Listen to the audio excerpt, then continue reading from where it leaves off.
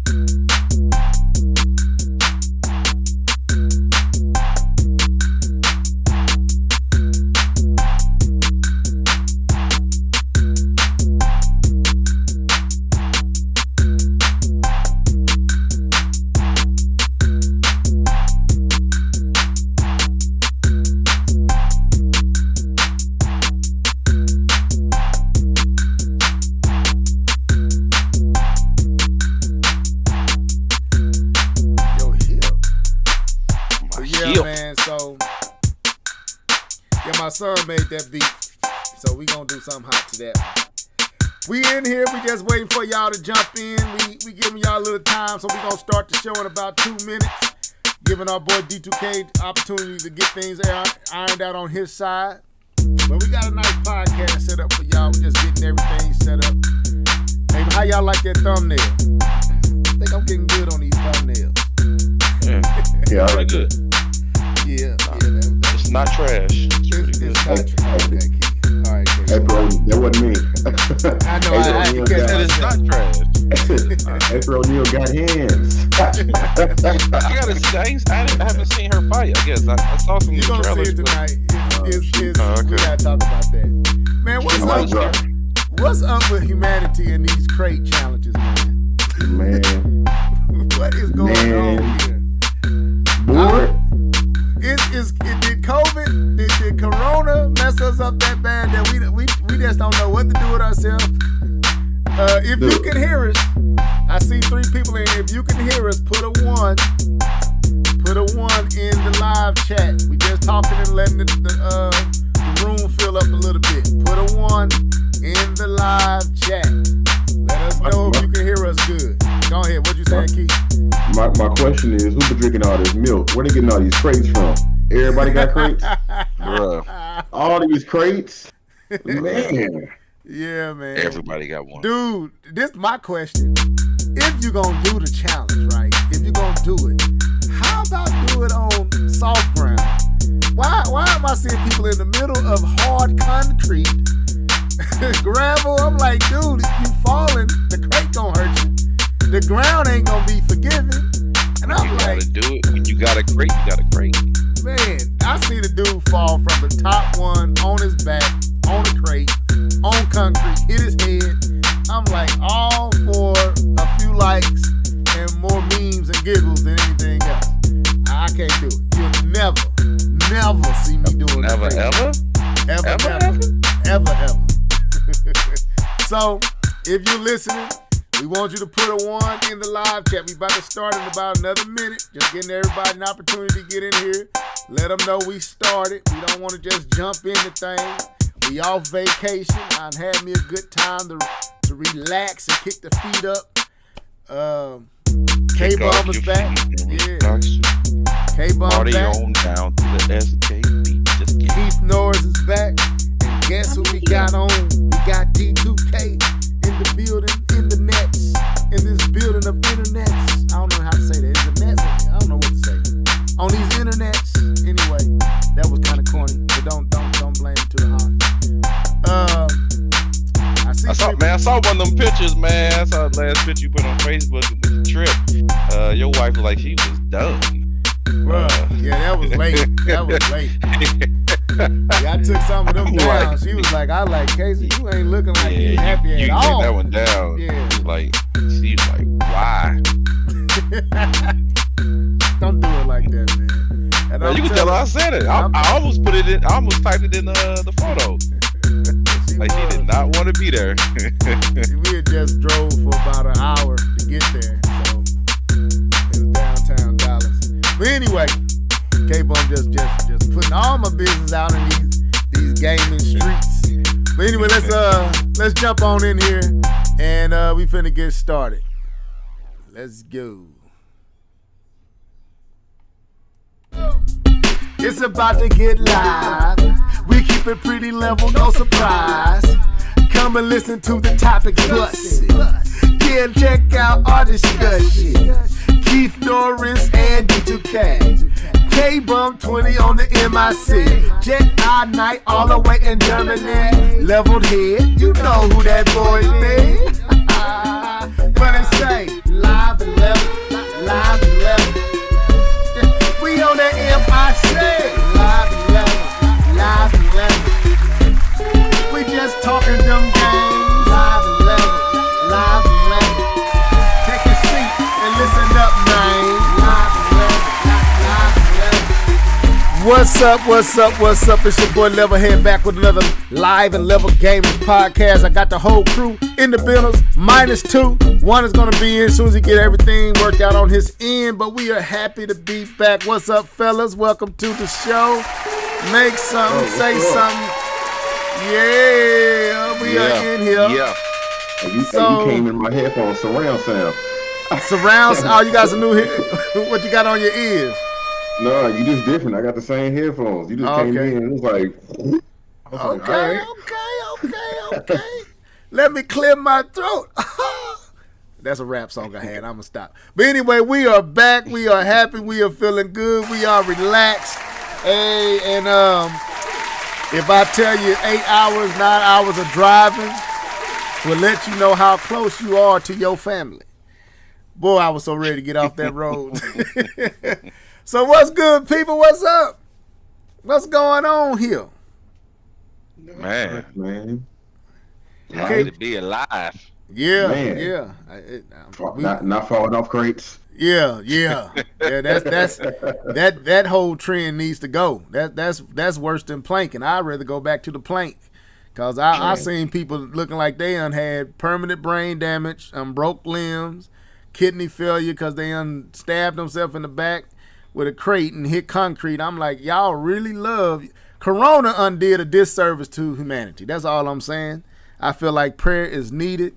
Oil needs to be spreaded on foreheads, and demons need to be cast out. Something.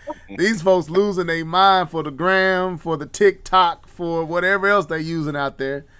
I could not see my 245-pound self climbing up crates, especially on concrete. I don't get it. I think cells are missing. I really do. I think cells are missing.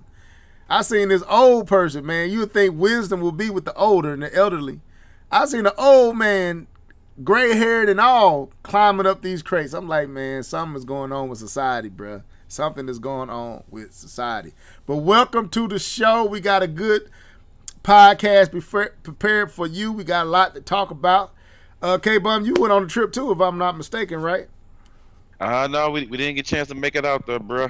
What? Oh, I thought y'all did. Man, did not get a chance. No, man. Someone in my family tested positive for COVID, so we couldn't even go. Oh, that was rough. Yeah. They okay? Ooh. Yeah. They're good. So no, we had the whole trip lined up, and we were ready to go. We did a little test just for a formality. We thought, nah, COVID. Yep. So that means y'all even lost the deposit and everything. No, I got all my money back. Oh, okay, that's a blessing. Okay, cool. Travel insurance.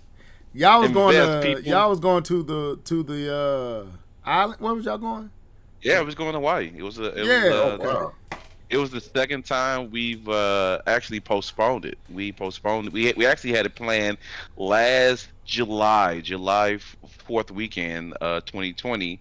But that was a no go. So we had to postpone it, and then we had it set for about 2 weeks ago, 3 weeks ago, and the whole time everybody's been good. But just the week before we left, someone caught COVID, so we had to postpone that, and so now we're trying to plan one more time so we can get out there and don't lose our deposit on our plane tickets. So, man, I mean, you told me how much that cost y'all. I was like, bro, you can go ahead and buy another car, everything right now. But man, hey, do what you gotta do, bro. I mean, I thought you'd win. Nah, man, we didn't go, but we got all our money back, so we're just gonna try it again. So, okay. How long is that flight? That flight is I think 11, I believe. Ooh. So it's about 3 hours to Colorado, and then about 6-7 to Hawaii after that. Yeah, man. That's a lot of time in the air. Yeah, bro. Cause my longest in the air was going to Cali, and I think it was 3. We stopped in Arizona, if I'm not mistaken, or Colorado, somewhere over there. And then we jumped on a plane from there to California, Long Beach, and it was about 3 hours altogether, and that was too long. So I couldn't imagine. That's not even my longest. I know but Dubai is like what, 17, 18? You got to chop it up though. But yeah, we did about 15 in there. Well, you faithful to that trip, boy. You faithful to your trips. Hey, it's only way you get in there is in the air, player. Yeah, I know. I'm trying to go. Ain't about to swim over there. Yeah, man. I was on that highway. Bruh, it's been so long since I've been to Dallas, and actually I went to Frisco, Texas, but we was in the Dallas area. And that trip, bro, I ain't drove 9 hours, 8.5, 9 hours in a long time. And that, woo! By the time we got to Texas Arcana, I was done. I was done. We went to Whataburger, and it was not what it was. I was ready to see his chair or something, man, to sit down and sleep. I like Whataburger, but it wasn't what it do that time. So I wasn't feeling that one. That's my jam. I eat Whataburger before I even touched that In-N-Out. I did Whataburger. I did In-N-Out. I did Smash burger, and I did what they call a way back burger. That way back was good. Yeah, that was down there. It was good too. That way back. They cooked it fresh. That's probably why it was so fire. It was fresh off the grill. But anyway, y'all ain't come to hear about us talking about burgers and food. We are here. We got this cash ready to go for y'all, man. Oh, before we go into that, we got to talk about this trailer. Did y'all see the Spider-Man trailer? The one that broke the internet? Did it? It did? Yep, it broke the Endgame's record for most viewed trailer.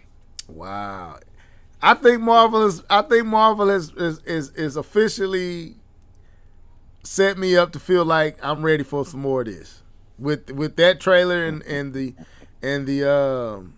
what is it, the Eternals? Last Eternal trailer was hot too. Yeah, like I'm ready, man. I haven't seen one Eternals trailer. I click on it, but then I don't watch it. The last one was good, man. It was good. Let me tell you why I'm not gonna watch it though, because I want to go in like I went in with Guardians of the Galaxy. I didn't know anything about Guardians of the Galaxy, and I walked away extremely happy. So I don't know anything about the Eternals. I'm gonna go in blind, and hopefully I'll come out happy. Plus Angelina Jolie. Oh, you like Angel? Okay. I mean, I like the old Angie. She's still cool though, but yeah, she's starting to show that age, man. She started to show that age, bro. That cheekbone was like, you lose it, Angie. You lose it. You holding on for dear life. Wow. But anyway, let me stop. That cheekbone was looking kind of something. I was like, woo, boy, you all got that pulled tight. Anyway, Yeah, that's looking good. Her and what's her name? Selma Hayek. Oh, See, they both starting to show their age, but she's still a beautiful woman though. No, Selma ain't really showing much. She's showing a little bit, but she's still a good looking woman. I'll give it to her. She's nice. My wife knows that's the only person I'm allowed to leave her for. If we ever get divorced. Oh my God! If I leave before, it gotta be for Selma. This dude is talking. We've already come to grips with that. We've talked about it. We kind of aired it out already. So conversation. Yeah, it's a conversation. I mean, we already know. You know what I'm saying? If I leave her, it has to be for Sam or somebody on that caliber. That or Black Widow. That's kind of what we've discussed it. Scarlett Johansson. Okay. Yeah, no, me and the wife ain't never. Have I had that conversation? Now she will. Nah, we ain't had that conversation. I don't think I can get away with that one. So let me stop. So anyway, man, that I don't think I'm gonna say this, and then we gonna get into this. What you've been gaming on? Okay. I don't think that's Doctor Strange, or he's under some type of mind control. I don't think that's him. That's what I've been hearing. Yeah, I had that feeling, and then I watched the video that was talking about it, and they kind of said it, and it made me feel more confident about what I was feeling. So. Yeah, that's looking good, man. I know he's doing Doctor Strange. I don't know who's getting in the Sankatorium, who just walking up in there, especially with Wong being there. So I'm like, that's. I think it's all an illusion. I would like to see. I'm down for it. Yeah, I mean, the reason I say that is because I just don't see Doctor Strange doing a spell like that so quick and so nonchalantly. Like that's what threw me. Like, dang, he doing it nonchalant, winking his eye like. That just don't come off like Doctor Strange. And then you see some of the other Easter eggs in there. The fact that he got the necklace that was destroyed. They're like, wow, he got that was destroyed. So yeah, it's interesting, man. Marvel. It is. Marvel just because I watched that. They know what they're doing. Absolutely, because I watched that doggone Suicide Squad, and I'm offended. As a moviegoer, I am offended by that movie. I am offended that they use Idris Elba like that. I'm offended that he had Idris to even Elba. Idris Elba. Idris. Thank you for correcting me. Idris Elba. Idris Elba. I'm offended that he had to be in there. And I get this. John Cena actually did a good job. I was shocked. I actually enjoyed John Cena. But that movie was absolutely just a wreck. But anyway, let me stop because I don't want to go deep into that. So let's get into this. What you been gaming on? Let's go. Yeah. You know what time it is? It's time for What Have You Been Gaming On? Sing it, folks. Let's go. Let's go. Hey. What you been gaming on? What you been gaming on? What you been gaming on? What you been gaming on? What you been gaming on? What you been gaming on? Gaming on, gaming on, gaming on. All right. So, Brother Keith Norris, I'm going to throw it at you, then I'm going to come to K-Bomb. As soon as D2K jump in, if he jump in through this section, I give it to him, and then I come in with what I've been gaming on. Mr. Keith Norris, what have you been gaming on, bro? I've been gaming a little bit. Finished. What's the game we finished though? Star Wars. Star Wars Fallen Order. Yeah. Oh yeah, I did finish that. Yeah, he was talking. He was like, "Yeah, I'm gonna go ahead. I'm on the last boss on that." I was like, "Bet." So I just started playing it. And I kind of fell in love with the parrying system, so that was fun. And then I started playing with the HDR, and I was like, this really ain't a bad game. Why did I stop playing it? And I beat that last boss. I mean, like I've been playing the game the whole time. I don't know where she was getting her skills from, but that wasn't in the game I was playing. She had a whole different set of skills. I wasn't privy to where she got her skills from. What else have I been playing? Okay, so I've been trying to go through my back catalog. I picked the Horizon Zero Dawn. Beautiful game, but it is boring. I tried. I think I'm gonna finish it, but Who is boring? Oh my god, just running through the fields, listen to her talk. Like, I don't care. Like, like I don't know what it is. The game is just That's not. funny. It's not. It's a gorgeous, beautiful game. It's just not grabbing me at all. And then Psychonauts. I've been playing a little bit of Psychonauts. That Check or came not. out. Huh. Yeah, I think that came The out new, the yesterday. new, the new one. The new one. Yeah, Okay, okay. yeah. I still got Game Pass. Oh, What? that's right. So I downloaded that. What? It's actually pretty fun. I'm definitely going to finish that. It's actually a nice break from all the other action heavy games and stuff. Definitely not on what's the game that y'all like? Ratchet and Clank. It's definitely not graphically on that level at all, but it has a nice little charm to it that could be appreciated. The Hey, colors are kind of, huh? now you playing that on your PC, right? Yeah, yeah. What's your settings? That's crazy that I'm even Uh, asking this because I'm not even that guy, but I don't know why I'm asking anyway. What's your settings? I'm playing on high. I didn't pump it all the way. I'm playing on high at 1440p. Okay. My PC is happy right there. Anything above that, I'm probably playing at 30 frames a second, and I don't want to play at 30 frames a second. So, but yeah, it has a nice little charm. It's a lot of talking for a platformer. Oh my god, it got a lot of talking, but again, it's a nice little charm. What else I've been playing? I tried to pick up Cyberpunk, but something about the game, I lost my thunder for it. I wanted to pick that back up and start trying to play it, and It was $10 like last week and a couple weeks ago. I saw that. Yeah. Damn, but that's crazy, man. That is so crazy. Go ahead. It was the Best Buy sale. It wasn't the actual price, but Best Buy dropped it to I know, $10. but still, So, the fact yeah. that it's that game and how we raved and ranted about that game, or how you and Keith I was did. so I excited did. for that game. Oh, absolutely. For it to Absolutely. be $10. It was no reason not to be excited for that game. To Right. be honest with you. Yeah, well, there's a Yeah. couple reasons, but go ahead, Keith. My bad. The last thing I've been playing is Hollow Knight. I tried to pick that back up. I mean, I've just Hollow been trying to Knight. get. Okay. Yeah, I've been trying to get through my back catalog. There's a lot of games that I enjoy that I put down, either for life purposes or whatever. Excuse me, and I'm just trying to pick them back up. But that's what I've been playing. If you hadn't played the Star Wars Fallen Order, man, play that game. Play it like the medium setting, and ball out, man. It's fun. Okay, Yep. okay.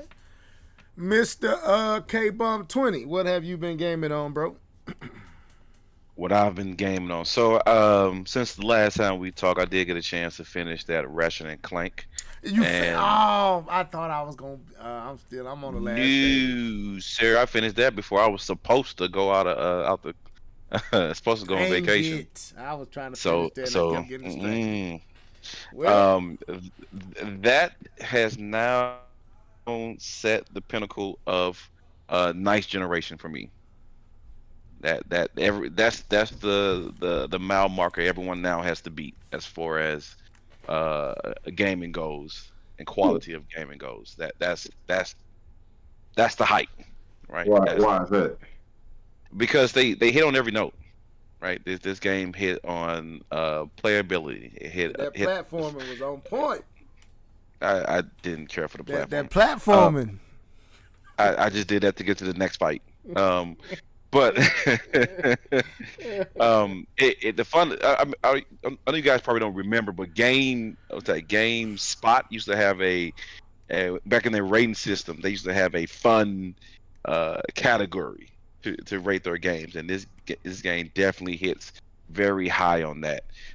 There's no doubt in the graphics. I mean it is probably the best looking game in Gen 9 right so far, and it's. The story was, it was good. It was good. I didn't really think too much into the story, but they try to make it make sense and give that emotional feeling, emotional connection to the story. But it just hit on so many levels. It didn't really lack too much in any particular category. It just worked as a complete game. Like I say, it was a complete game. It's probably the best that you can say about it. So that's definitely is the mile marker for any other game that I play. I'm going to measure it up to that. Great game, wonderful experience. So been playing that. I've So I have another game that I wanted to pick up, but there's been too much going on in my life, and I just couldn't. I just couldn't play it. It's probably not as dark as I think it is. It's just I, I have The Last of Us sitting over here, and I just haven't put it in yet. You got it. Okay. You got it. Okay. It's sitting over there, man. Wait a minute. Hold up, K-Bo. You a sneaky little dude. You sneaky, man. This dude to be having Keith here have stuff and don't say nothing, and then come on the podcast. Yeah, I was playing this game and set us all up. What are you talking about? Oh, that last one. Dirty he did dude. That with Zelda. He did that with Zelda. The same thing, man. Dirty dude over it's sitting over there, man. We've had some funerals. I've gone to 2 funerals already. It's probably not a dark game. I just know the first one was, and I just emotionally drained from playing the first one, and I just couldn't start it up. And so instead of putting in The Last of Us, because I said I was going to do that after I finished Ratchet Clank, but that was a no-go. I did. I'm still playing MLB The Show. That's a pretty good game, and enjoying that still. I picked back up playing Overwatch again. Me and my brother, we've kind of dived into it. That's kind of been our thing to do, to interact. I've actually re-downloaded Apex because an old buddy of mine from high school, wanted to play together. So I went back and downloaded that. Still playing a little FIFA, and actually started to play Madden. New Madden came out, but I didn't buy Madden this year. That was my thing. I'm not spending the money and spending the $50, $60 or $70, whatever it costs to buy Madden this year. I'm not doing it. I won't do it. If it's like a Black Friday special and it's $20, I'll do it then. Other than that, I'm not buying the game. So that's pretty much what I've been gaming on. I did throw back Call of Duty. I did play that for a little bit, since I'm trying to distract myself from playing Last of Us. But yeah, I don't have the hand-eye coordination as good as I used to when it comes to Call of Duty. But not terrible, but not that great either. Okay, that's what's up. Man, this dude, man, I'll tell you this though. I got that Last of Us 2, and I had the same concerns that you're just saying right now. And I'll tell you, man, go ahead and get it, man. Go ahead and play it, man. It ain't as bad as you think. It ain't as bad as you remember. Put it like that. Well, the first one was depressing, man. It was a downer. It was. It was a downer. It's gonna have its moments, but I don't think. Oh my Lord!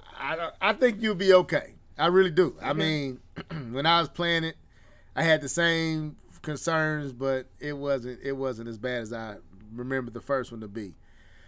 As far as me, Keith already hit on one of the games I was playing on, and my ambition here is to clear out my backlog. I got kind of scolded and made fun of, teased. Wow.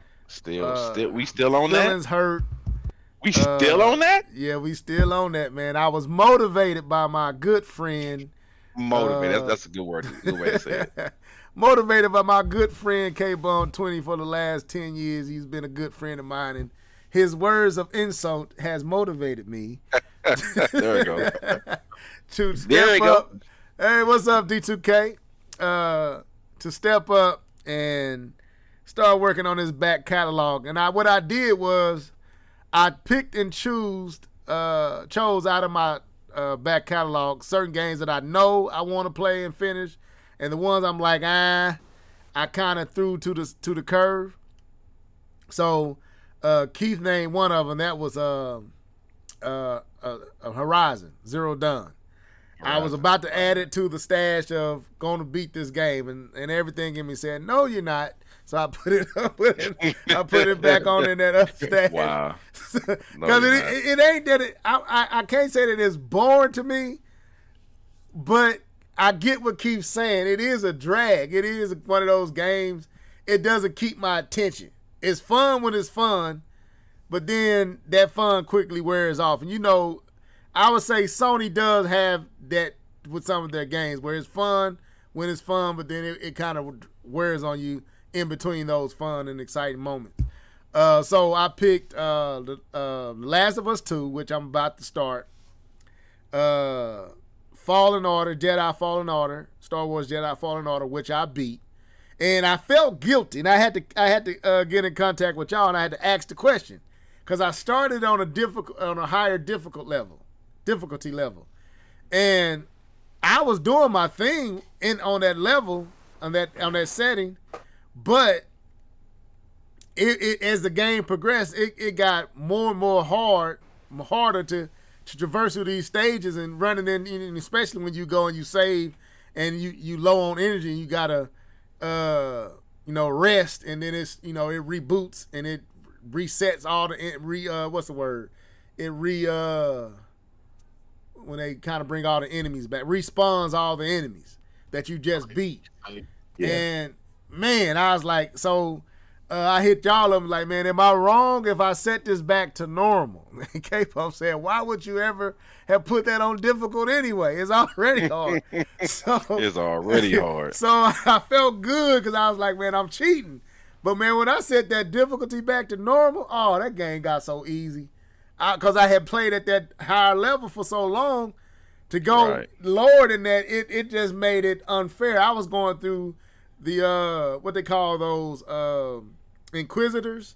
I was going through them like they wasn't nothing. But the game is an excellent game. It's a fun game. It is. You said you didn't like the story, but I kind of liked the story, and I enjoyed it. And finishing it, I felt satisfied. I felt like I enjoyed that. EA did a good job on that game, and I recommend it to anybody that hasn't played it. You can get it for really cheap. I think you can get that game right now for like maybe $20, $29, somewhere around there. It ain't that expensive. So if you're looking for a good game that's about 13, 14 hours, and you're looking for some Star Wars stuff like that, I would recommend that game to you. Also, I would recommend it too. It's a good game. It's a good game.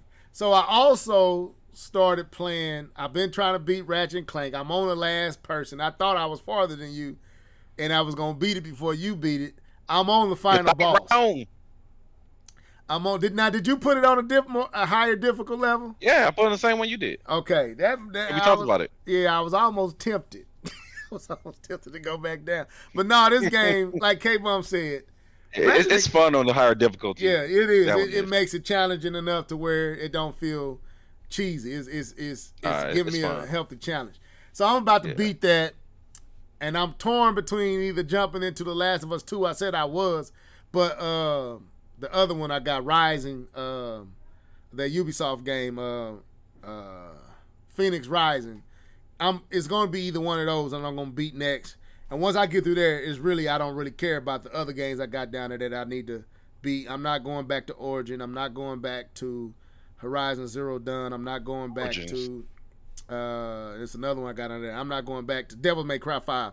I'm probably going to trade them off, or they're just going to get dust in the back of my entertainment system. So I'm almost through the games that I know I want to beat, so I can be up where K-Bum is, and I can, because he inspired me when he said he played all his games, and before he opened up Ratchet and Clank, he beat all his games. I was like, look, I got to do better. I'm spending all this money on these games and not beating them.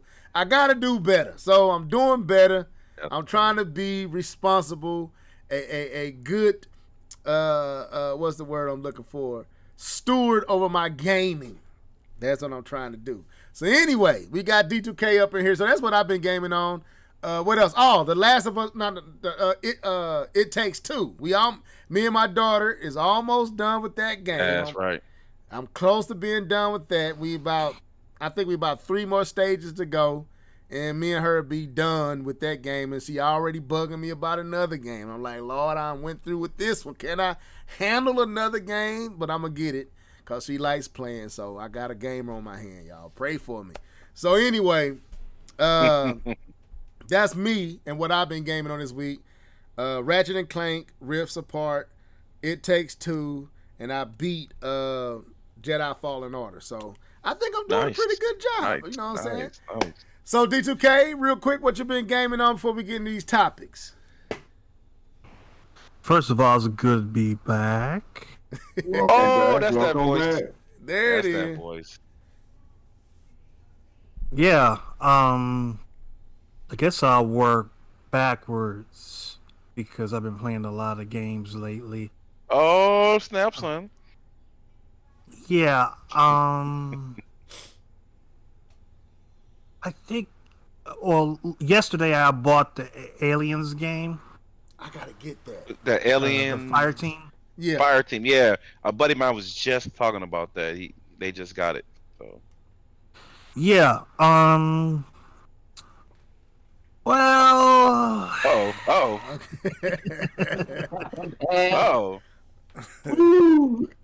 let me say this: if you really love Aliens, or you just got through watching Aliens, it's okay.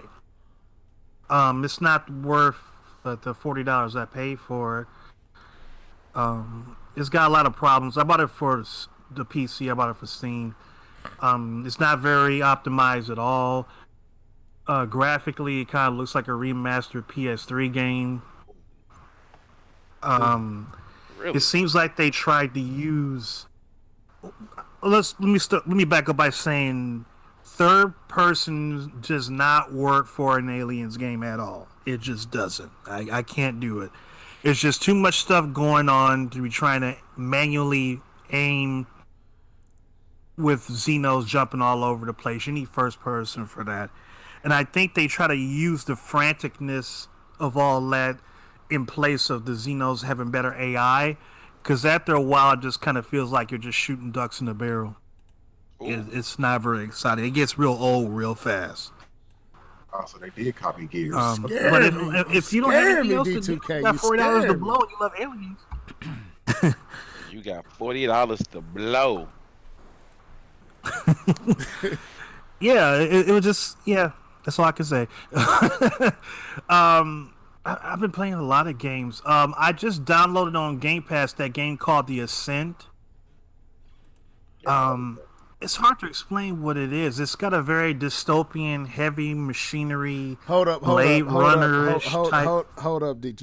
You ain't been back that long, and you already using words that we gotta decipher. Dystopian? Yeah, I caught What did I that. say this time? All right, now you gotta. Good word. I know, but I know what it is, but I just want everybody to know. You see what? This is why we missed you, bro. This is why we missed you. Go ahead. Go ahead. I would have said dystopia. So Thank you. But it's hard to explain. It's kind of like it's not quite top down. It's got that isometric angle where it's kind of top down. I can't really describe it. It's a shooter slash action slash RPG type thing. It's co-op. It's local co-op. It's online co-op. You start off in this huge factory and you have to try to find out what's going on. There's some things not working. You have to go and fix it. But on the way, you pick up weapons and you have to fight these little robots that are running around. And you get stronger weapons as you go along. You have a set path that you have to go to, but you can branch off and go any direction that you want. And if you do that, you can find new weapons. You can find new articles of clothing. You can find new armor that makes your character stronger. You can design your character to look how you want him to look at the beginning. It has a lot of potential. I remember when I saw it at the Game Awards a couple years ago. I said this game looks interesting, and it turned out to be pretty interesting. And I'm probably going to play a lot more of that.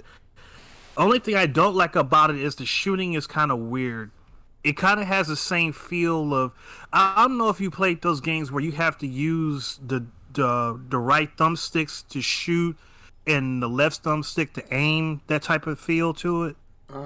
It kind of feels like that. It's not like that, but it feels like that, and it's kind of weird. You have to get used to it. Let's see. I played. Well, I haven't beaten all the Yakuza games, but I played them all now at this point.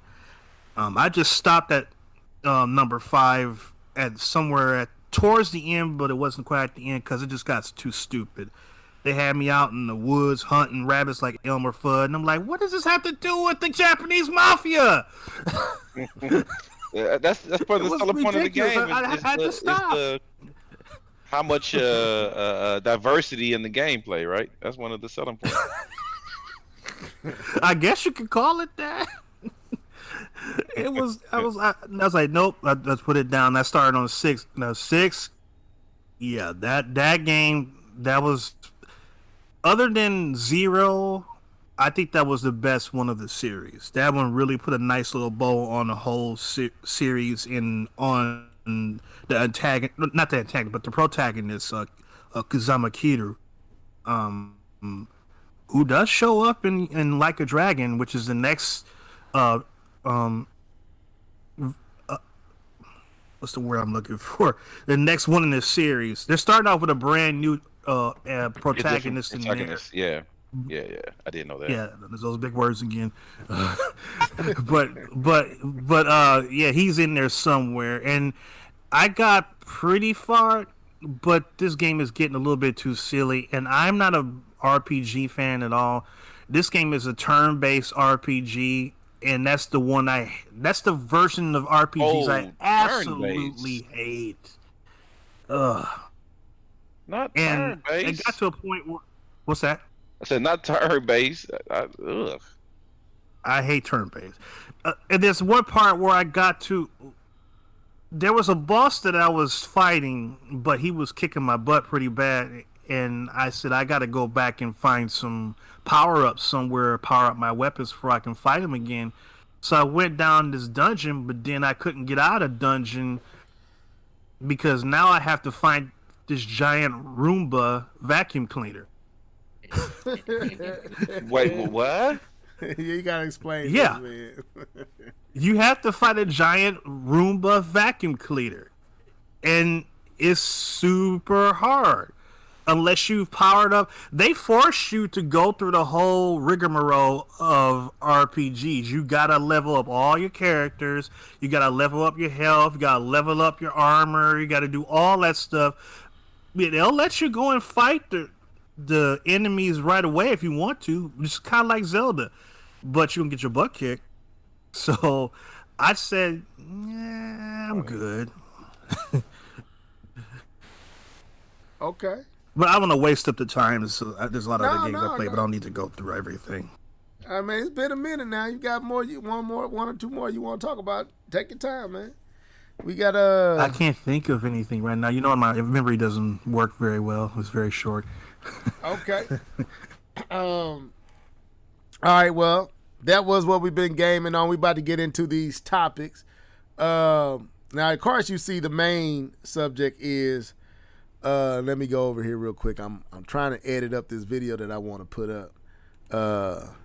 So the main subject we're going to be talking about. It ain't the main subject. It's one of 3 main subjects, and I guess I'll start with Gamescom because I want to talk about that Metroid, and I guess we can end on Metroid.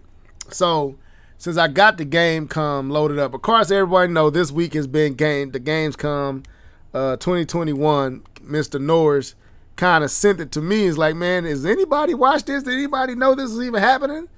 And I'm gonna be honest, I didn't know it was even happening. And then when I started watching it, I quickly forgot. It just didn't. Wow. I don't know. Let me get y'all thoughts. So let's talk about this, man. This is Jeff Keighley. I got him up on the screen if y'all watching live with us. And I think this first game he finna go into is Call of Duty. I don't know if this is where it started. This is kind of where I took some of my footage from. So he finna show this Call of Duty game. What was y'all thoughts of Gamescom? Because I know Microsoft did some stuff too, and I'm not sure who else did anything. And I know it might still be going on for all I know. I guess I come back to you, Keith, since you went first on the last subject. What was your thoughts about Gamescom this year? Did anything stand out to you that you did anything that you see that you want to talk about? Go ahead.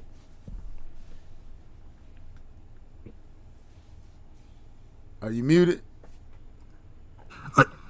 Are you talking to me? I'm talking to Keith. I think you kind of biting a little bit. Am I? I didn't even hear you. You kind of biting a little bit. I said, can you hear me now? Yeah, I thought it was my connection. You was cutting in and out. Okay. Yeah, me too. I heard that too.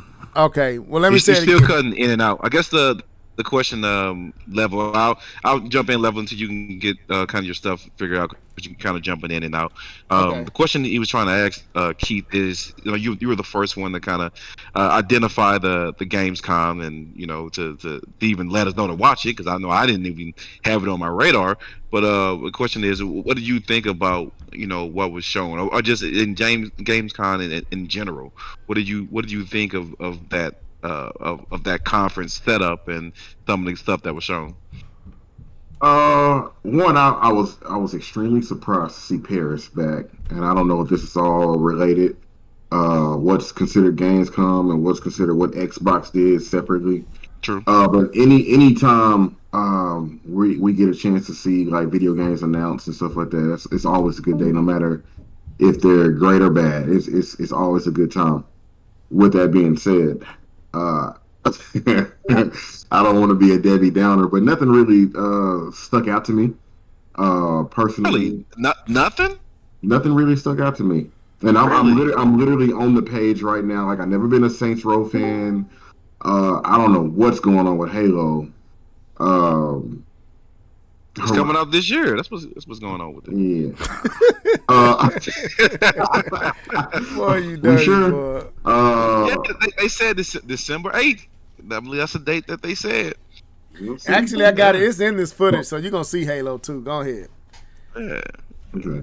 And I'm not gonna take up too much time, but Horizon. I mean, I just talked about that and what you've been gaming on, and like, unless they do some, add Jesus to it or something. I don't know. I don't know what they're gonna do to make that game fun, that series fun, rather. I don't know about that because The Witcher 2 wasn't like Witcher 3. Witcher 2 had a charm though. It did have. I'm not saying it was a bad game. I'm not saying that. I'm not saying that. What I'm saying was it didn't have the same appeal or even the same grab that Witcher 3 had.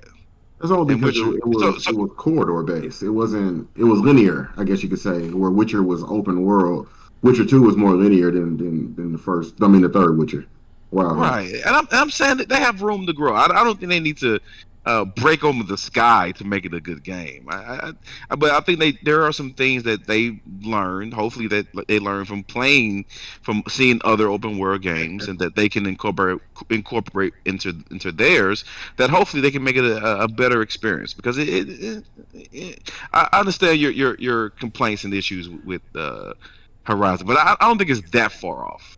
Well, I'll just say this: it doesn't make me excited to see one. I don't care what type of update they do. Okay. It doesn't make me excited. What kind of update they do? I mean, based on the first one. I mean, that's all I can base it on. And just lastly, I guess I would have to say, Horizon still looks good to me. Horizon 5, Forza Horizon, that still looks good to me. But when they started driving, it gave me the vibe of, it's still just a Horizon game, and I was like, but. I like that series. You know what I'm saying? I can just drive around, and you're in Mexico. Finally, you're on the right side of the street. Let me ask you this. Let me ask you this, because trying to keep it in this subject, do you feel like Jeff Keighley got the formula right, or do you feel like he's still doing a little too much with like the music, with the like showing more CGI, not game? Like what does Jeff Keighley need to do and others with these type of shows to improve them? Like, nothing. Honestly, okay. It's not the shows. It's the content. The developers and these publishers aren't bringing the content, and if they choosing to bring a trailer instead of showing us gameplay, you can't blame Jeff for that. Okay, that's true. All right, that's fair. That's fair. I wasn't really blaming Jeff. I'm just saying, like you said, he working with what he got, and that is a good point. And it's something I ain't thinking about, but like, should he be like, look, man, if you're gonna give me something, it gotta have at least some gameplay. Now, like one I saw that they showed, he can't do that. He can't. You don't think so? No. No, Okay. no, you can't tell a company you have to bring gameplay to this. You're not I you're not mean, Xbox. I got you. Now I got you. Xbox can tell whoever is bringing stuff to them. Hey, we want to show 75%, 80% gameplay. We're not going to put you on if you're not going to show gameplay. Xbox can do something like that, but no, you can't do that. That's fair. I mean, they showing this. I'm looking at this Call of Duty, and I ain't with the Call of Duty and Halo coming up right now, but They Call of Duty. it looks all right though. I mean, it looks Playing it like now. Call of Duty. It looked like what it always looked like. But anyway, Yeah. go ahead, Keith. You have more to share now, and I throw it to K-Bomb. No, I'm pretty much done. But just the whole Jeff thing, I like that question you asked. This, as a gamer, I appreciate it. No matter what, it could be another Xbox conference. I'm tuning in. It doesn't matter because I want to see the content and I want to be surprised. I want to be. This is the year that they surprise me. So no, They don't have to. He don't have to do anything. Just on the developers, man. Just bring out some good content. Okay, all right, Mr. K-Bomb. Then we go to D2. What was like? Did you forget about it? Was it forgettable? Was it whatever? Or did you enjoy what Gamescom has shown so far? So I didn't forget about Gamescom because I didn't know about it. So so I couldn't forget about watching it if I never knew to watch it. But no, we've had Gamescoms for a while now. This isn't like the first one. Right. It's always been the one kind of in the end of the summer type of fall one. And I believe I thought they used to have no that's the gamers developer conference. That's GDC. That's right. GDC is like I think in the fall, I believe, if I'm not mistaken. Don't know. I unlike Keith, I did see several games that that kind of caught my interest doing the Gamescom, and it's not E3 and nor was it trying to be, but it was just trying to be another platform or another avenue to get gamers together and get game companies together and show you more of the future and what's coming out. So I actually wrote down several things that I actually thought was interesting coming to GameCom. I don't know if you want to do a bigger roundtable discussion about it, but I have like several things that I actually liked. Is it fair for me to just go into it? Yeah, go ahead. How you want to do it? All right. No, so yeah, a couple things caught my eye. So I'll jump to this one first because this one has been on my radar for a while now, and I'm not an indie gamer. I don't play too many indie games, but this one has definitely caught my radar just because the game has a lot of style to it, and that's the Sifu. It's that Kung Fu hand-to-hand combat game. They had another trailer. Oh, they showed more of that? Okay, I know what you're talking about. They showed more of that. I haven't seen it. And that game is definitely on my radar. I know it's more of an indie type of game. I'm not big on indie. I know my boy Optimus Prim really gets into the all of the indie games. I've checked some of his games he's finished this year list, and I don't play too many of them, but this one really has really got on my radar, and so I was excited to see more footage of it, and I was excited to get a date. I believe they're coming out in February with that game, so I'm excited about it. I can't wait to play it. It's going to be probably one of my few indie titles that I actually get, but I am excited to test that one out. And another game that kind of popped up on me that I thought was really cool, it was now, I am a sucker for good trailers. I'm not even going to front. You don't have to show gameplay to me for me to get excited about a game. Not saying I'm going to buy it to get excited about a game. It's like, oh, I can't wait till they show more. So I'm good for a trailer. I enjoy it. I love the show and pompous that a trailer has, even if it doesn't have any gameplay. It gets me excited. And that's that Marvel Midnight Sun. I was excited about it. I thought it was cool. I like the aspect that they're doing with it. Again, it's going to be a RPG type of game. Yeah, turn-based, I thought, right? No, strategy. Strategy.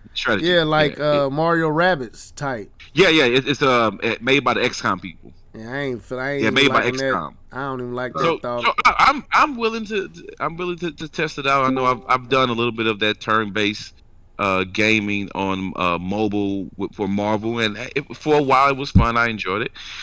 So I'm excited to see what they're going to do, to see what they're going to offer. I thought the trailer was dope. I like the little Wolverine's suit. I thought that was crazy dope, and I'm excited to see what they're gonna do. It's kind of my content, which is Marvel. I love that kind of content, and we haven't got a lot of good Marvel games, and so I want to see more about it to see if I give it a shot. So that kind of caught my attention. Horizon Forbidden West. The fact that they gave us a date of February 18th. And I'm excited about that. I will be playing that one. I enjoy the first one, but playing that after finishing The Witcher showed me how much that game was lacking. After playing my favorite game of Generation 8 and then playing a very similar game, but at a lesser magnitude, really showed some of the issues with that game and highlighted why I thought Witcher was the best. And so I'll definitely probably be playing that when it comes out. So it's good we have a date for it. It's good to see a date for Halo, December 8th. I do have heard there's more stuff that's not going to be ready for launch. I think the multiplayer for the campaign, if I'm not mistaken. Oh, about here a lot of static or air. Let me see. D2K, mute your mic real quick. Let me see if that might be you. I'm not for sure who it is. Yeah, okay. There it is. Go ahead. All right. K-Bro. Yeah. So I was excited to see a date for it, and so I heard this going to be some content not ready for launch, but they're going forward with December 8th, so we'll see how that goes. Before you move forward, what you think about that, though? What's your feelings about Halo? I'm just kind of curious. My feelings about Halo? Yeah. It doesn't seem like the juggernaut it used to be. Gotcha. It doesn't feel that way. That genre is way too crowded now, right? And it doesn't feel like I don't think that's it. I don't think that's the issue. I'm not done. I don't feel like they're setting. I don't think that's the problem. Because Halo used to set the tone of first party shooter. They used to set the tone, and everybody else was chasing after Halo and following Halo because they used to set the tone. When it debuted in 2000 and whatever, it set the tone for all other first person shooters, and even the next Halo, it set the standard. And I don't even believe they're hitting a standard that they've set previously. Mm-hmm. I don't personally. I don't. It's not exciting to look at. It feels like Halo, which is cool. I do like. That's not that, but that's the problem. That's the problem. And it's your turn. I don't want to go, and I'm trying to let. I'll jump off real quick. I'll run through it real quick. I do like the fact that it feels like Halo, but it does have the nostalgia to it, and so that's kind of one of the things that I like about that. It has a nostalgia feel to it when we talk about Halo, but I don't think it's setting any new grounds. I think it's following behind other people. Like when God of War 4 came out, right? To me, it didn't feel like it was following behind anybody, even though The Witcher had already came out, even though Dark Souls were already out, and that's what it was kind of played to be, like a Dark Soul. It found its own lane and kind of ran in it, right? And that's, to me, if you're going to reboot something like that or bring something back out, you kind of have to find your own lane and kind of just own it, right? And I don't think Halo's doing that. I think they're. So what? I was going to add this little piece, and is D2K still there? Because I was going to turn it to him next. The problem I see with Halo is what you just brought up, and I don't think Halo has the luxury of relying on nostalgia in the genre that it's in.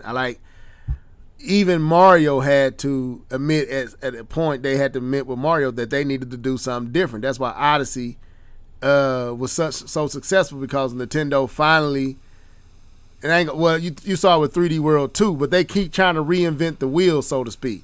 whereas Halo hasn't done anything new since 3, I don't think. Maybe 4. Maybe 4 was a little different, but Halo feels old. And Halo feels like it's stuck in its heyday, and it's like an old football player saying, man, you should have, like when you see Bill, I seen it on Bill Cosby show where he had come out with his football pads on and didn't have no face plate, no face guard on it or nothing like that. Right. And that's kind of what Halo feeling like. Like, dude. Or Al Bundy. Yeah, or Al Bundy. That's a perfect one, D2. It's like, right. And it's like, yeah, that might have been dope in your day. That was dope when you was doing it back then. But with all these advances that we have seen in first-person shooters, with the Call of Duties and the Battlefields and everything else you can name, Halo is still stuck. I think they like 10. They about 7 to 10 years behind in what they're doing with the game. And they let games like Gears of War and other games become the premier game on Xbox systems, on Microsoft systems. Gears has done more to advance itself than Halo has. And it's like you still riding off of what Halo was. You haven't like looking at the scene right now. Halo should look like that in gameplay. It should feel like that, but the game doesn't feel like that when you playing it. It's stuck in the past. This cutscene doesn't match what the game is actually doing. So I think that's the problem with Halo. I don't think it's oversaturated market or genre. I think they have not implemented anything new to this IP. They just rinse and repeat and living off of the fame that Halo was. They ain't doing anything to bring Halo up to today. That's what I feel from it. But go ahead, if you was done, K-Bum, I don't know if you wasn't done. Go ahead. I'll finish up. I'll finish real quick so we can hand it off to D2K. All right. So the last two pieces I'll skip past because we may want to talk about a little bit further. The Shredder's Revenge. I thought that was really cool. It really had that old Turtles we're gonna talk about that, so you ain't got to version. hit on that too much. All right, cool. Yeah, I just really liked it. I thought it looked really good and really cool. And I did get a chance to see that April. That's funny. And then the last piece that I wanted to hit on is xCloud. Xbox did show a little bit of their xCloud and how it's going to be on consoles this winter. So this winter, they're going to put xCloud on consoles, and you're going to. Then this kind of goes into the conversation that we had beforehand. They're going to allow 8th gen consoles to play 9th gen games. And again, we've kind of talked about this. Why do I need an Xbox Series X if I can play not all, but some of those games, even in a different form, which is xCloud on my Xbox One? And then even with the xCloud, you're not playing it off of the capabilities of your Xbox One. You're playing it off of the cloud, which is using Xbox 3Xs or even more powerful PCs. So yeah, okay. So that's my last thought I want to get. They said it like it was an accomplishment, and then I thought like, why do I need your new system then? Like I don't see it. But anyway, that's the end of my topic. And I think it was D2K said it is you moving backwards. It's basically working backwards. Eating yourself. Yeah, you undermining your own product. Yeah, you are. Go ahead, D2. Can you hear me? Yeah, we can hear you. Yes, sir. Okay, yeah. I didn't get a chance to watch the Gamescom because by the time I realized it was happening, it was pretty much over. So I went back and tried to watch some of the videos, and nothing I saw really impressed me at all. And I think that's kind of where I brought things up in the group chat about how I felt that the Xbox Series X was completely superfluous because nothing that I saw. I wasn't gonna say nothing. We weren't gonna say nothing. But that's why That's one you use a lot. So I'm used to I can't say it. Go ahead. I'm I was gonna let it slide. That was a nice word. I was looking it up. I wasn't even saying that. Go ahead, bro. All right. Stephen A. Smith. No, my hairline is just fine.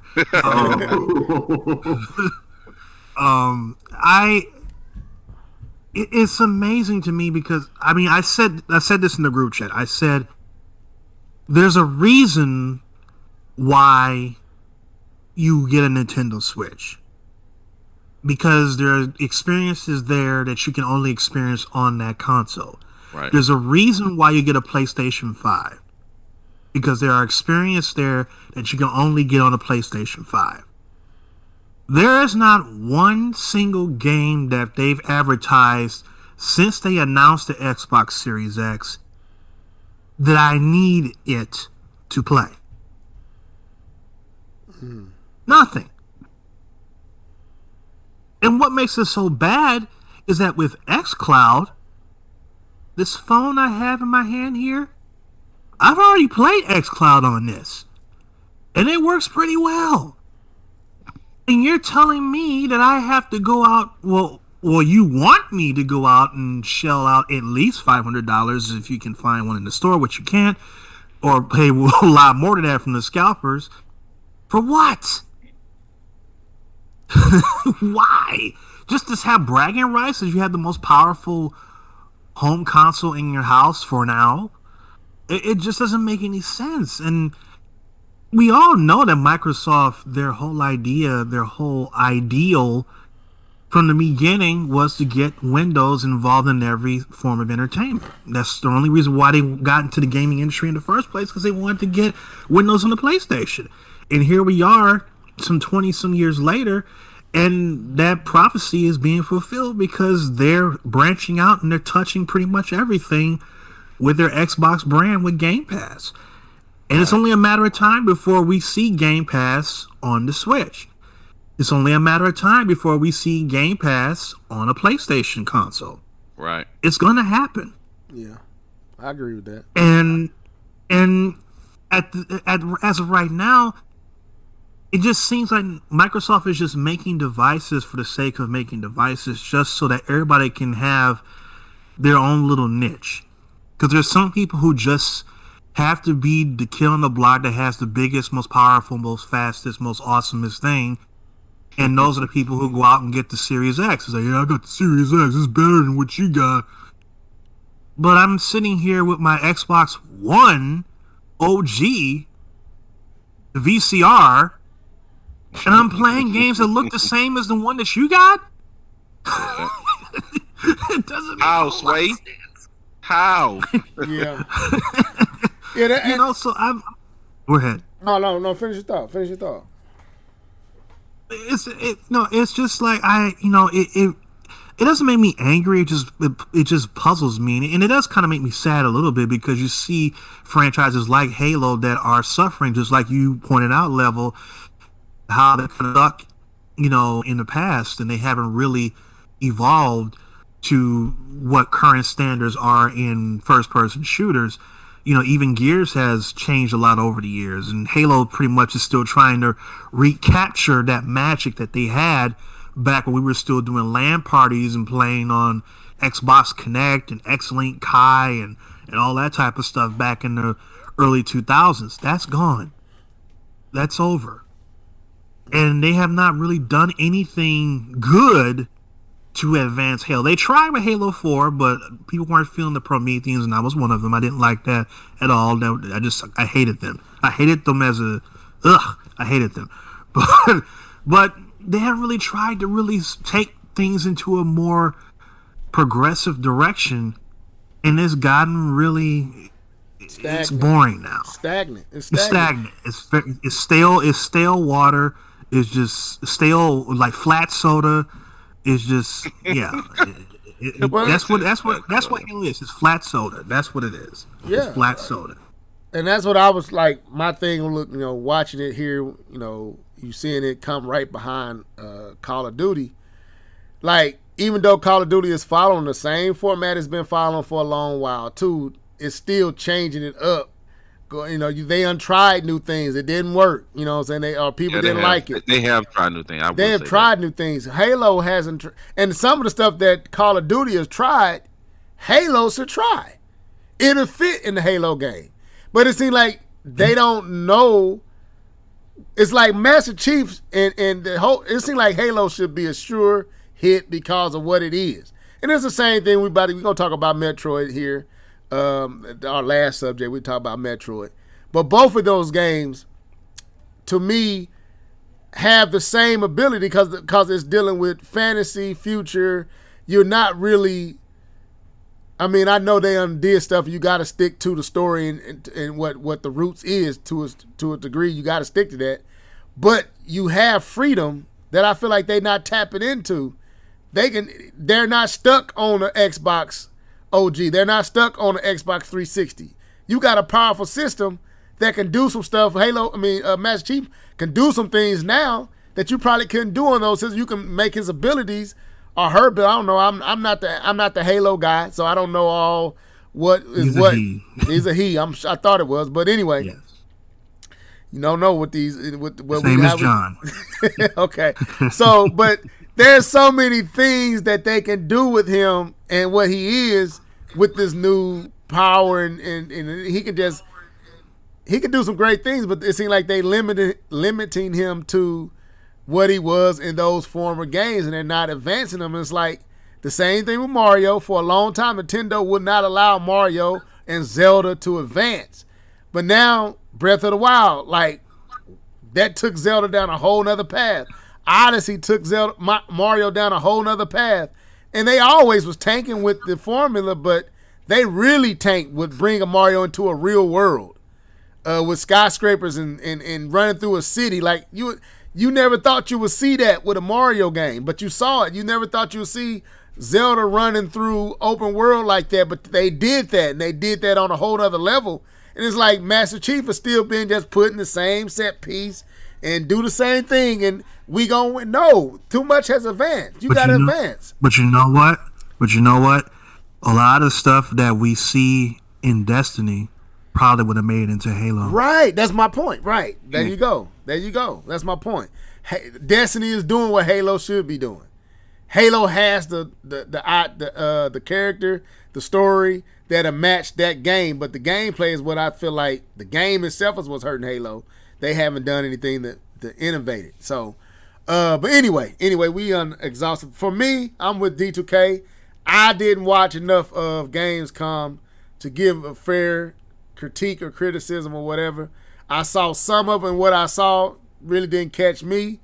But I'm still going through all of it, especially Microsoft. It's still going on. Yeah, that's sad. It's still going on. I'm still not. Yeah, it's still going on. You didn't help, K-Bomb. You didn't help at all. But anyway, let me go ahead and cut this off, and let's go into this next subject. And I want to lead this one off because we're going to go to Metroid here in a bit. We about an hour and 13 in. I think we're doing really good. We got to talk about April O'Neil having these hands. You know, we got to talk about this. So what I got up here is I edited this up, and that's why I want to lead. What you're looking at is the original arcade version of Ninja Turtles. Now, look at April. And I know y'all a little bit behind me, and I don't know if y'all can see what I can see, but April O'Neil is in the news station, hiding on the desk, scared out her mind as this Foot Clan and Donatello putting hands and bats and clubs upside their head, and she ain't fighting. That's the April O'Neil I know. Yellow suit, microphone, camera, April O'Neil, who needs to be saved. Rocksteady comes out. Donatello got to beat up Rocksteady. April ain't putting no hands on Rocksteady. April ain't beating up Rocksteady. April don't know no kung fu. April can't do backflips and jump up and do drop kicks. April is hiding. April is panicking. Help. That's what she's saying. But some kind of way, D2K, some kind of way, April is putting more hands in this new Ninja Turtle. Now, and it ain't gonna stop me from getting the game, but April done turned into an assassin. April is a ninja. April is Ninja Gaiden up in this joint. With a mic in her hand. With a mic in her hand, swinging. I don't even know what she be swinging as, that whatever that is. Look like a camera. Like she pulling cameras out of thin air and going upside people's head. I'm like, I mean, if you're gonna go with the new April, may be able to do that because they changed it. Like, look at this. Shredder grabs her, jumps out the window. That's the April I know. Can't do nothing. Ninja Turtles got to save her. But look at this new April. Look at her. Look at what they finna show us. I was dumbfounded. She whooping people up with microphones, K-Bomb.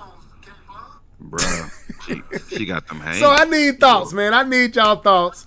I'm going to come to you, Keith. Man, what's your thoughts on this April, man? Is this right?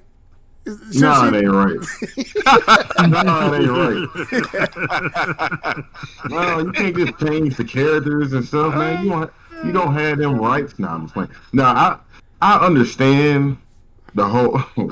It's 2021. I get it, but they could at least. I don't know. Maybe there's a storyline to justify her skills, man. Because she telling Donatello, "Step back, I got it, player. You don't need to do nothing. You ain't Turtles in the. I got this." Dropping mics and stuff. Dude, her skills look better than the Turtles. Right. Now, if she would have, I think I told you this earlier level, I was like, man, if they had put her in a cloak or something, and we didn't know who she was because she been doing some secret training, I think that would have been dope. But that'd have been dope. Yeah. But just having her out there fighting, we doing this just because we can, basically. They doing it because I get it.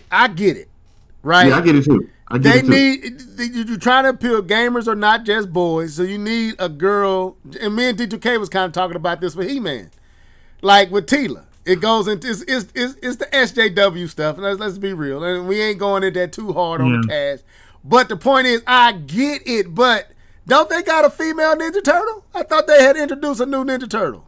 Well, that's more of the SJW stuff because they actually gave a permanent female Ninja Turtle. Now her name is I forgot her name. She's got a yellow bandana. Yeah. I forgot her name. But she's permanently with them now in the comic book. So there's 5 Turtles now. So they could have. I mean, it would make sense for them to put her in there, obviously, but that's not controversial enough. So. All right, go ahead. And for the record, nobody's mad that it's a female fighting. It's the character April O'Neil. That's not who she is. Somebody they're just hating because they don't want whip. No, it ain't that. That ain't April. That's right. Is that, April is not. It's this. I mean, this isn't the first time that April fought in the Turtles game, because if you had the Genesis version of Teenage Mutant Ninja Turtles Tournament Fighters, she was a playable character in that. Right. Yes, she was. So I mean, it would have made sense if they would have added I think her name was Asuka, who was in a Super Nintendo version of Turtles Tournament Fighters in this game, because people were like, oh yeah, I remember her because she had the same kind of moves that Michelangelo had. So, but. About Casey Jones. Yeah, he coming. You could tell by when they did the intro to. It's still a slot there that you. It's like beside April, there's a black slot for another person, and then you know it's gonna be Casey Jones. So he coming. Yeah. But my thing is this: I ain't got no problem with April being able to fight. You just can't make old school yellow suit news reporter with a mic in her hand April fight. You can't do that. You can't. You either gotta introduce the new April that's been taught. You got to give her a suit. She can't wear the yellow suit. That April don't know how to fight. You got to get the April with her hair tied behind her head, and she got on a fighting outfit, and she ain't got a microphone. She got her hands or a weapon. They gave this woman. This is old school yellow suit, falling, tied up, shredder, no April. You can't do that. You can't do it. I'm sorry. Yellow suit April shouldn't be whooping up on nobody. She should be just like this scene. They even gave her one of Chun-Li's moves. Yeah, she's swinging cameras. She's swinging microphones. She doing backflips. She jumping higher than the Turtles, drop kicking. I'm like, this. When did April O'Neil, the news reporter, start whooping up Foot Clan like this. I'm shocked. I'm messed up. I'm mesmerized by this, but I'm still getting this game because it looks amazing to me. Go ahead. The game is legit. Yeah, this game gonna be bad. Now, is it coming out this year or next year? I believe. I don't remember. Okay. It was supposed to come out this year. It might have got pushed back. I'm not sure. Man, check right quick. Yeah, check, because I thought they did give a date for it. But yeah, man, that I like I said, I ain't got no problem with April fighting. You know, I'm a user too because she look dope. But man, you can't make Yellow Suit April. You gotta change her outfit, pull her hair behind her head, and give her some weapons, man. She can't be beating up folks with mics and swinging cameras out of nowhere. They say 2021, but they say it's coming out in 2022 for the Switch and for PC. I'll probably get it on the station and maybe on the Switch, depending on the price, but it's definitely getting got on the station. So, but yeah, man, yeah, I just sound that funny. And there's my thoughts. I was going to you. What's your thoughts, K-Bone? Okay. Man. My to be honest, my thoughts is it's a video game. I knew you was gonna say that. I understand where y'all coming from. That ain't April.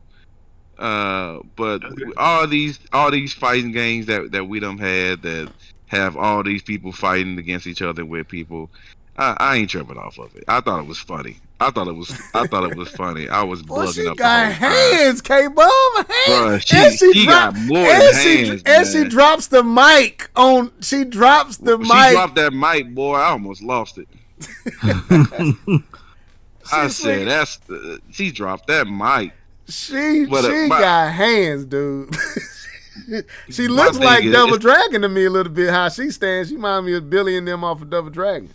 But go ahead, I'm listening. Right. No, I'm like, it's a video game, so what? I just found it funny. I found it funny. I'm like, the hands was real, but I'm like, like it's not like we're trying to keep a timeline and you know is relevant now. It's the 80s, 90s Turtles. Who cares? Let her fight. But that's my thing. This ain't the 80s, 90s. I mean, this ain't. Okay, it is the 80s, 90s Turtles. It's not the new Turtles. So it's like you're gonna really you got to explain why April can fight. You got to explain this. You just can't throw it in the game. That's how she can fight because it's a video game. No, bro, you can't do that. That's why everybody mad with Kevin. Is it Kevin Smith? That's his name. With He-Man. Smith, yeah. That's why they mad at him. Like, dude, you killed He-Man, bro. Well, spoiler alert. Yeah, you spoiled it. Well, anyway. But killing a person and giving a person to be able to fight are two different things. To me, that is not the same. That's a good leap. That's a good leap. To be fair, you know, the Simpsons arcade game, you had Marge out there knocking people down with vacuum cleaners, and Lisa beating up people with jump ropes. So it's not unprecedented. You have normally docile people kicking tail. Right. In video I'm games. laughing. I'm really not offended by that. I found it funny. But when I first saw, like, dang, April got them hands, man. She is really putting on. I mean, I get what you're saying because she getting it in. Ain't like she just out there just doing normal. She's doing playing. She like she got some serious skill. Like she done trained as long as they have. Right? Yeah. I'm like, dude, you made her better than the Turtles. Like she could be the main character. Yeah, like dude, I'm offended. She better than the Turtles. But anyway, I'm looking forward to this game. It'd be cool to be able to play 4 Turtles at the same time. And finally, they smartened up and just like, hey, can give us what we can't do. Maybe the Turtles don't fit in the new way that we do games. Maybe we just want old school Turtles. I like the fact that they realized old school beat 'em ups and let it be what it was, and just be what it was. Let's give us the formula. Well, that's the thing. Like, give us the arcade experience at home. We never really got that at home. And by the time we got to a powerful... we got it, but it was only 2 people. That's my thing. That's what I'm saying. By the time we got to able to have a game where you can have Turtles, all 4 Turtles, they stopped doing it. And they changed the form. Like, no, man, give us Turtles. This is working. This and what was the other one? Streets of Rage. Both of these games. This game is made by the same people who made Streets of Rage, the new Streets of Rage. So this is an awesome game. Yeah, it's gonna be good because that game was fire, and they got new characters on there too. I need to go download. But anyway, so D2K, I'm glad you back because this conversation we're going to next. I think you're gonna shine on this one. So let's go to this next conversation, man. So I was talking. I think it was Keith that I asked this question to, and the question was, and it's our main topic. Will this new Metroid Dread benefit from the Switch effect? And what I mean is, and actually I think y'all know what I'm talking about. It seems like the Switch is breathing life into titles that normally don't get the love that they normally get. IPs are finding success that normally wouldn't be found in previous console generations. I'm trying to think of some titles that sold better than we expected to sell. Keith, you know any one of them titles I'm talking about? There's a few titles that sold way better than was expected. You mean like 1-2 Switch, ARMS? You talking about titles like that? Yeah, it seems like everything that comes on the Switch is surpassing 1 million. Yeah. You know, and not to say that that's a new territory for Metroid Prime, but when you see a game for Metroid, Metroid don't normally sell no more than about 2 million, if that. Like the most it has sold is 2 million, and of all the Metroid Primes, it only sold 16 million altogether. Keith kind of showed me that. I was like, man, I didn't know that. So Metroid doesn't sell as well as as you would think. The popularity of the game, the I guess the love of the character, it doesn't sell as well. So the question is, will Metroid Prime Dread benefit like all the other first party titles that Nintendo has released? Will it also get the Switch effect and do better than expected? I come to you, Keith, and I jump to D2, and I come to K-Bone. Go ahead, Keith. Man, okay, so 2D Metroid, I'm looking at VG charts now. Let's see, the original Metroid is 2.73 million. Then I'm looking for, where's Metroid Prime? Metroid Prime, where are you? So Metroid Prime is the best selling one. So I was going to go into an angle of side-scrolling Metroid is the best, because I do enjoy Super Metroid and all the ones that was on Game Boy Advance. I don't know about the series, man. I want to say yes. Level, to your question, I want to say yes, it is going to benefit from being on the Switch. But I just don't know about this series. Like, I love it. I love Metroid series, and I'm pretty sure a lot more people love it too. It just doesn't grab the people like that. And I find that very interesting. But I want to just kind of sit back and see if if the Switch is capable, like you said, breathing life into it. Because you're right, there is some magic to the Switch, and I guess just the fact that it's portable, that it's like, oh, here's an extra 5 million. Go be happy. You know what I mean? You ain't never seen this before in a Metroid game. So it's like, it could. I would love to see that. I just don't know, man. Metroid just, like, it's one of Nintendo's best franchises, honestly. It's one of the best franchises, but the sales don't represent it, or don't reflect that, rather. Right. So I want to say yes, because I'm going to buy day one, but I just don't know. Okay. That's a good question. Yeah. D2, what thoughts? Will this game get the benefit, and will Switch be able to get it over that hump of selling like we believe it should sell?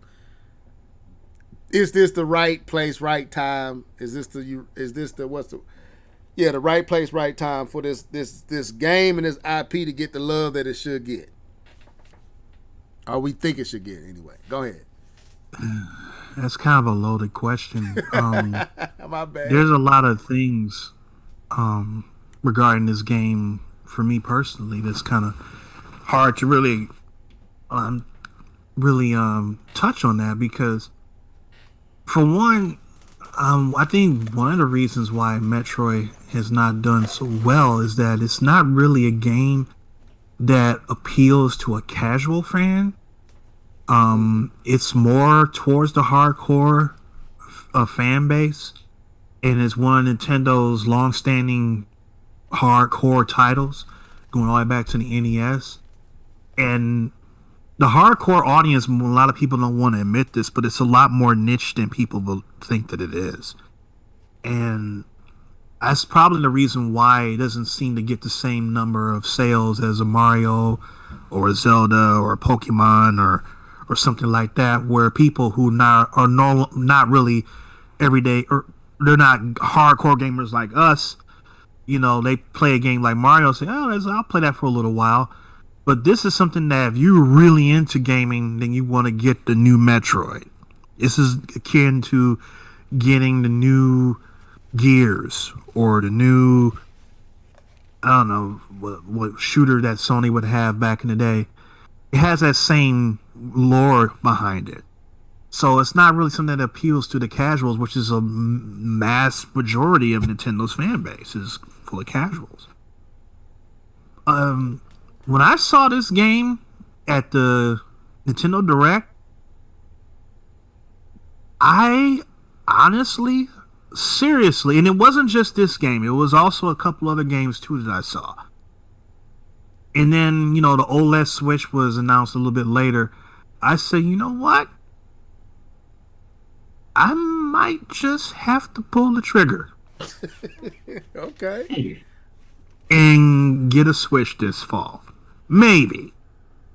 Because as a hardcore gamer, this is a game that I knew about way, 20 years ago, whenever it was, when they first started talking about it in rumor mill, and it just kind of just disappeared. This was supposed to be a DS or a 3DS game, I believe, one of those two, and it just kind of fell in development heck after that.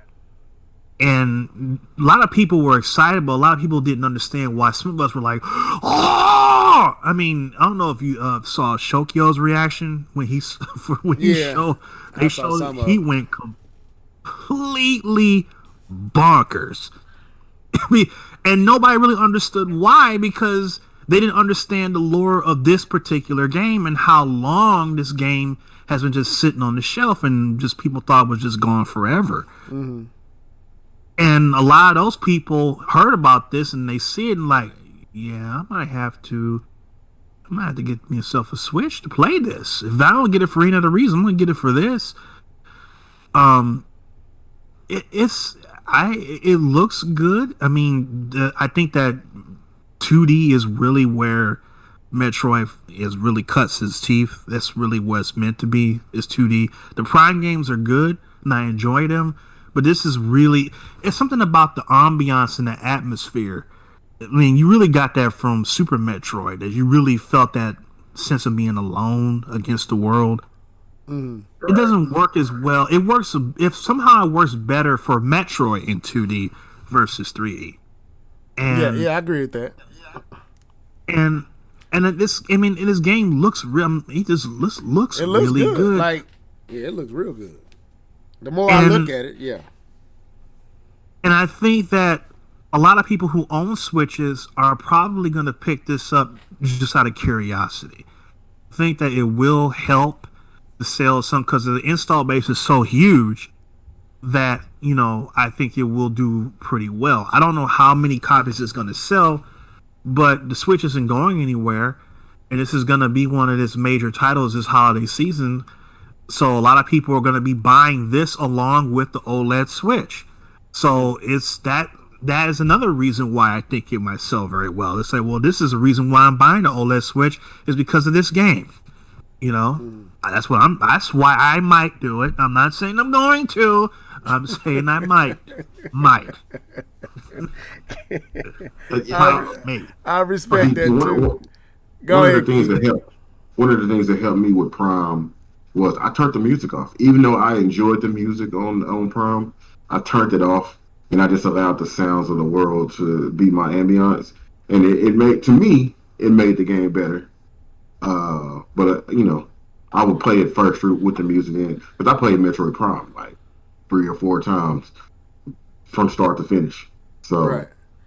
Now, I'm going to say this right now. Dread is the #1 pre-ordered game on the Switch. Like, the pre-orders is, I don't know how many is pre-ordered, but it's basically the #1, and then I forgot what the other game that was after it was. I didn't really retain that information, but it's looking like it's gonna be good. And for me, I'm gonna be honest with you, I got into Metroid with Metroid Prime, and I'm gonna tell you why. And I was watching the video, and I was glad they said it, because what I used to get lost and didn't know, and D2K pretty much hit on it.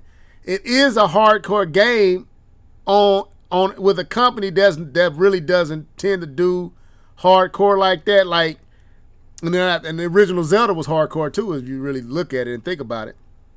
The original first few Zeldas, because it didn't tell you where to go. It don't it's like figure it out, and it's like, look, man, I've been running around this stage trying to find a corridor to go in. I don't know where I'm doing. Ain't no map, and it was intimidating for me. That's why I never got into the Metroids.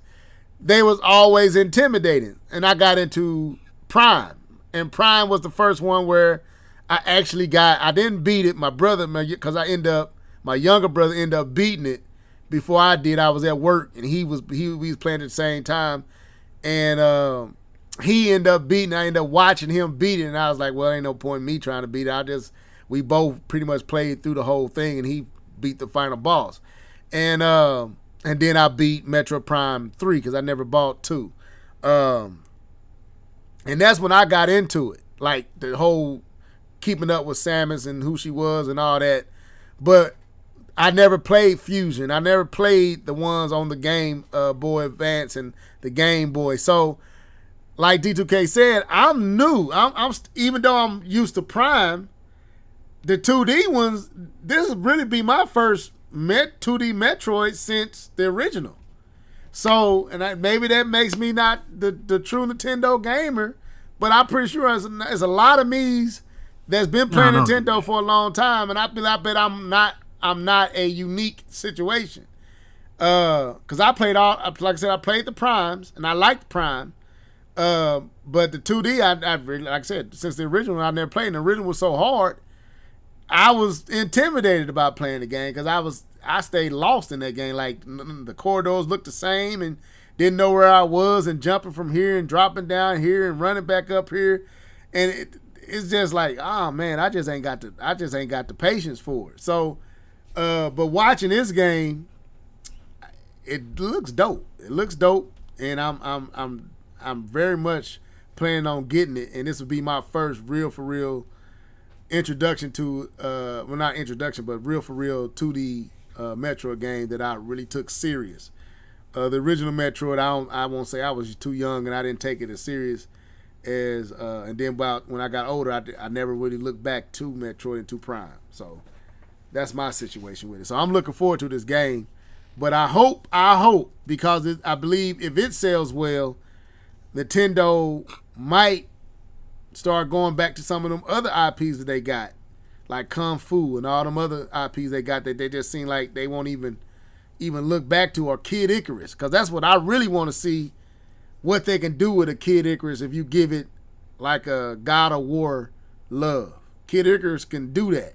So I'm hoping this game is successful, and I hope that it set up Metro Prime 4 and make Nintendo think about some of them other IPs they got.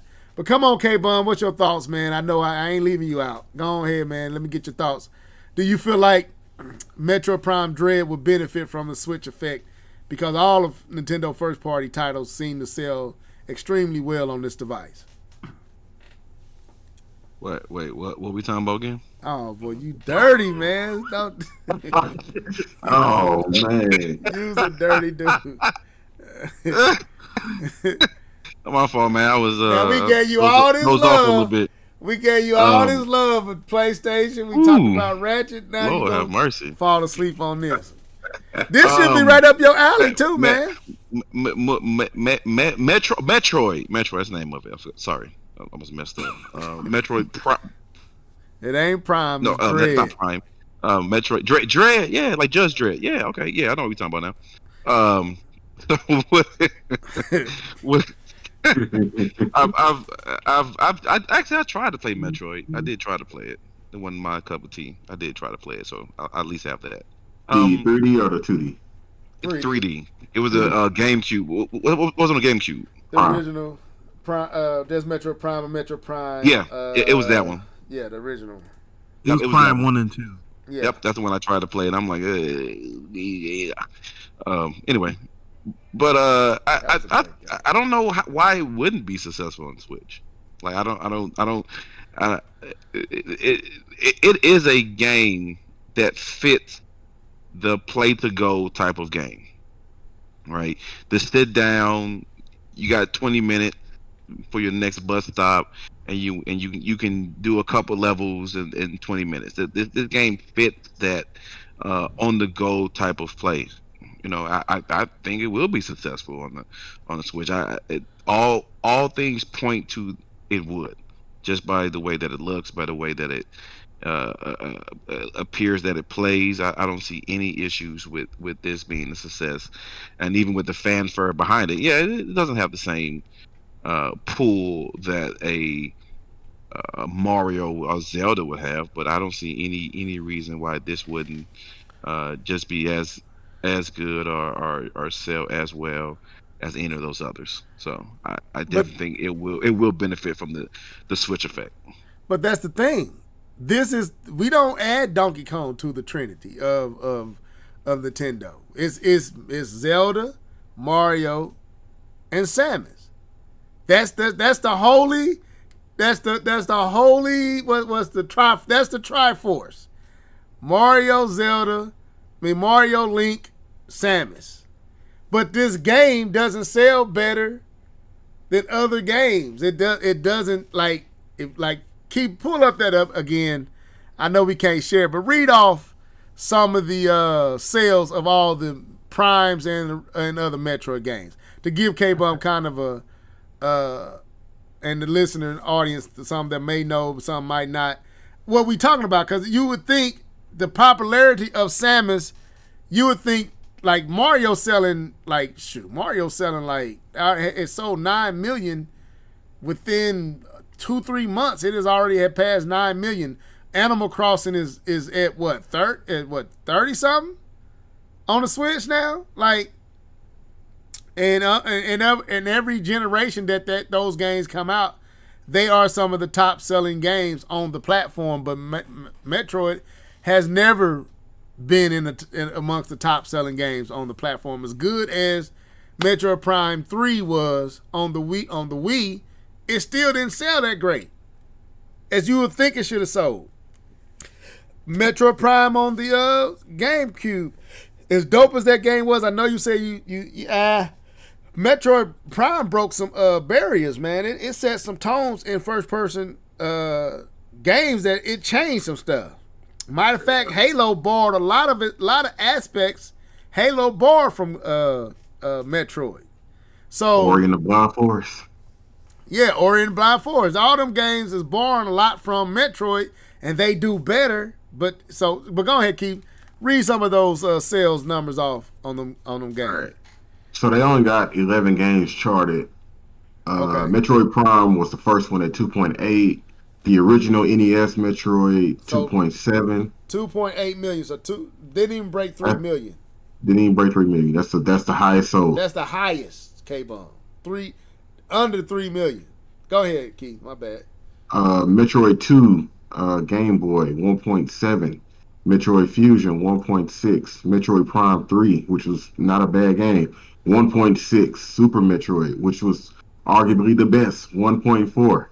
Metroid Prime 2, the Dark Horse, 1.3. Metroid Other M, the really Dark Horse, 1.1.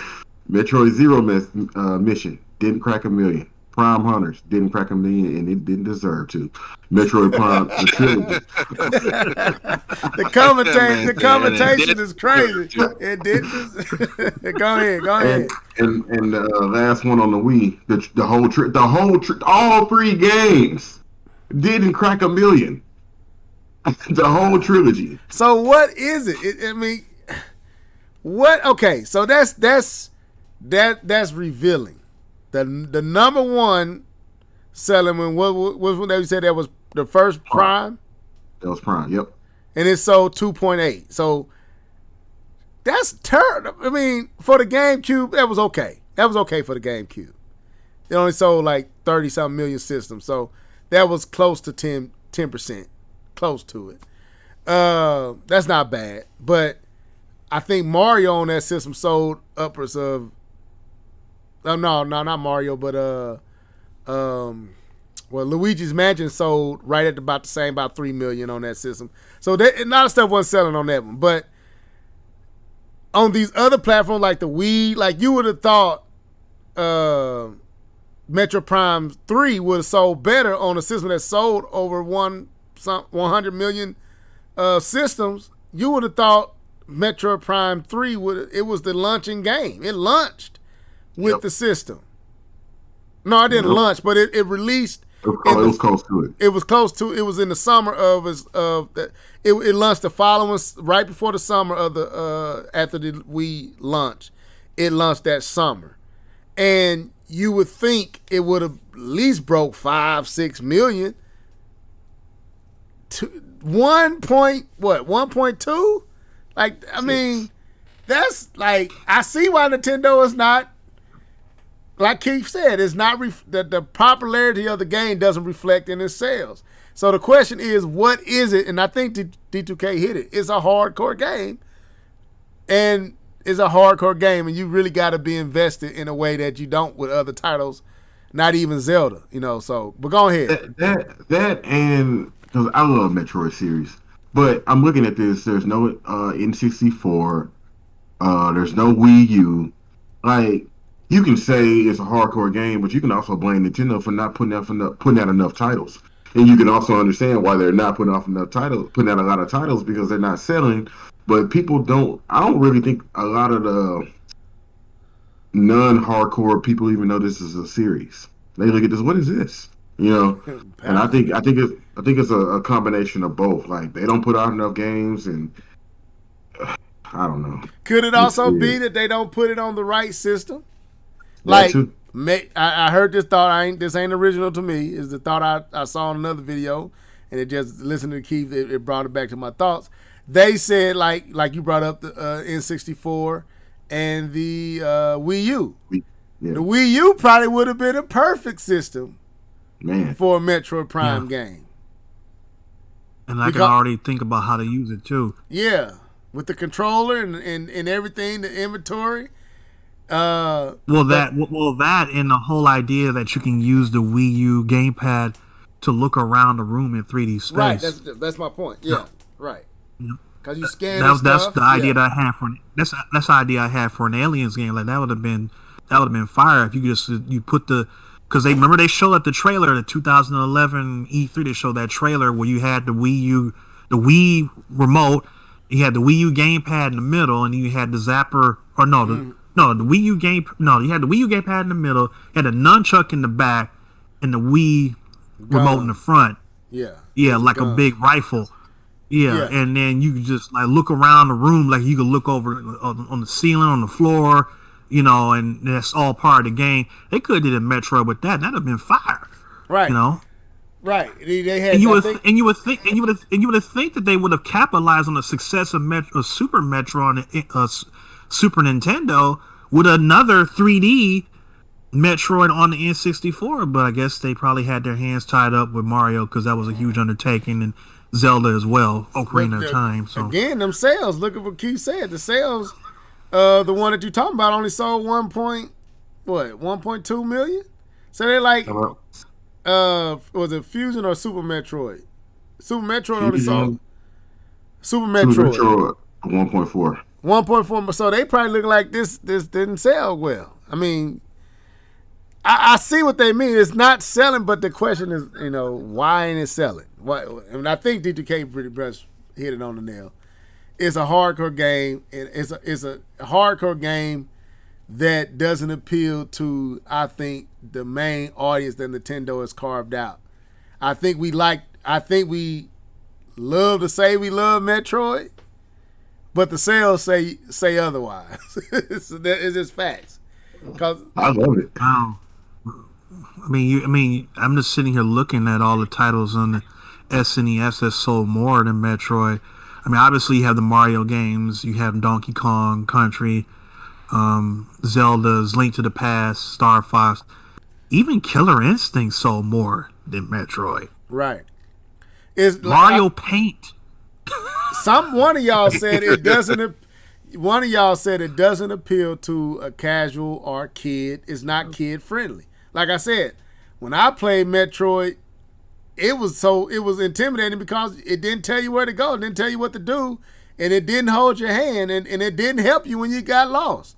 So just imagine our generation. A lot of us probably like, man, I enjoy that. I know we talk about the original Metroid, but how many of us actually beat it? How many people actually got to the end to find out that she was a female? Yeah.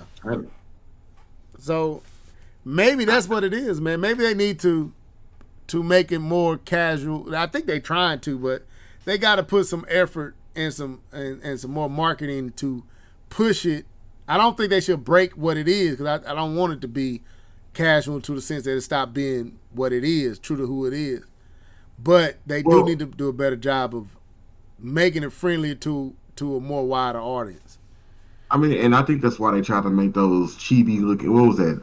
Metroid, the one on the DS, or was it 3DS or something like that? Yeah. I don't know. I was like, this is not. See, I had an idea, and I'm gonna put this out there. Nintendo, I hope you're listening. Like, how about not make the main story about Samus? Like, you got a whole Federation force. This is military. You can have a military shooter. You literally have aliens that you could use and have them go out and have a co-op military game based in the Metroid universe. You actually got hunters that's in the Metroid. You don't have to just stick with Samus, or you can evolve the gameplay. You can evolve the story. You can do other things and make it more appealing than just sticking with that main character. I mean, we all love Samus. I'm just not saying go away from her, but there's so much stuff in this universe that they're not exploring. They're like, the universe is huge, and they're not even exploring it.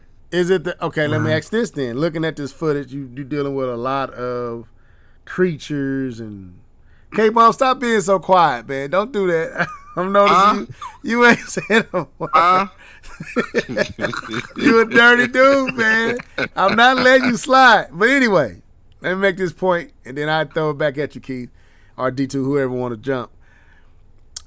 Could the problem be that Metroid is an isolated game, is a world that's not filled with a lot of stuff, and what you fight against is really bugs and creatures. You're not like Metroid Prime, the original one.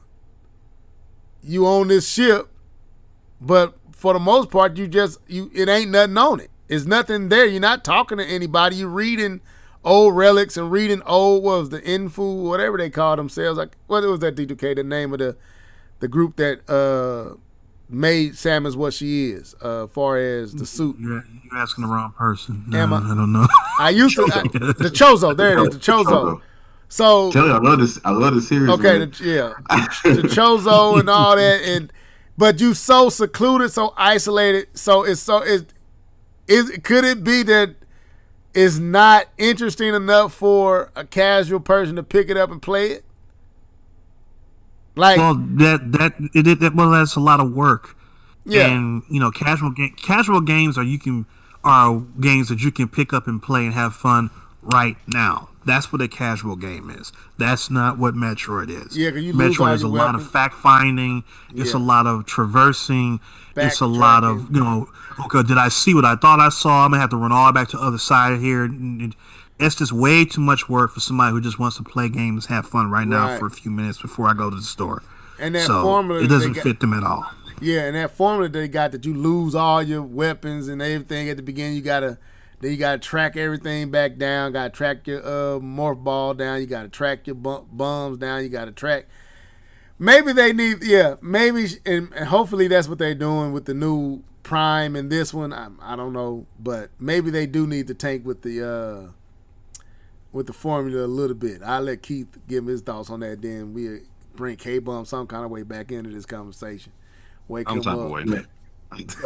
I'm trying to see like other games of this Metroidvania type of thing, and trying to see if maybe this is not a good type of game that people want to play. And I'm looking at Ori and the Blind Forest, the definitive edition, and I don't know if this is representative, but it's only at 1.76. But at the same time, it's on Game Pass, so the numbers might be a little skewed. But I don't know. That was the original. Oh, that was the real. So yeah, maybe it is just the people just ain't into these type of games. Maybe it's just a niche audience. Which is fine, but they suck. No, I'm just playing. Yeah. But how could they expand it? I don't know, man, because looking at this gameplay that you playing right here, man, she looking more and more Japanese every single time I see her. And I know it's from a Japanese company, but I don't know. It's just weird looking. Like, I love the series, but the way she run, the way she moves, sliding under them corridors and stuff, like, it's like a Japanese action flick through and through. And that's what's got, because it looked like that kick she do, that she do like this back kick and then somersault and do another. It's like, man, they gave her some moves. They gave her some, but I don't know, man. It seemed like they need to give her something like herself that talks, that's human like, protagonist, that antagonist to deal with, to because just shooting at bats and flying creatures and like that's and they do, because they do that, Keith. That I'm not lying. They do that in the Prime one too. You still fighting all these creatures. You're not dealing with, and you are, but not in a large capacity. And I think the one that did really what everybody talk about, when she had to fight all the other, I think that was the original Prime, when she had to fight all her the other soldiers or the others. What you would call those bounty hunters, that made it interesting. That was a little different because you was actually fighting people or aliens that was intelligent like she was. But I think if you do more of that, trying to kill this gnat that keep coming up on me, I think if they add more of that, like what they were trying to do with Metroid Prime, Metroid Other M, and they kind of blotched it, maybe revisit that, but do it right. Not make Samus moody and strange, but make her the threat and the problem that she is, the feared bounty hunter that she is, but add more actual aliens that have intelligence, smart, talk, and more of that type of stuff. Prime was doing it, but Prime 3 did it, but not as much as it should have. It's like it was far in between that you was dealing with stuff like that. But go ahead, and I'll let it go. All right, you probably don't want to hear this, but the game that you're talking about, Other M. Yeah, she had a whole squad with her. I know, but that's what I said. Other M screwed it up though. They screwed it up because they made her moody and depressed and they didn't. That ain't Samus. That's not the Samus. Samus is tough. Ironclad. Is she? Butch. They kind of made the same mistake with her that they made with Tila in the new He-Man. Right. Oh, there you go, D2K. That's what I'm talking about. But go ahead, build on that, D2K. No, but is she really? When the last time you heard Samus talk? You don't have to. No. Wait a minute. Let me explain. You don't have to. It's how they okay. Other M Samus does not match any of what we have imagined her to be based on what we have seen of her and how they present her.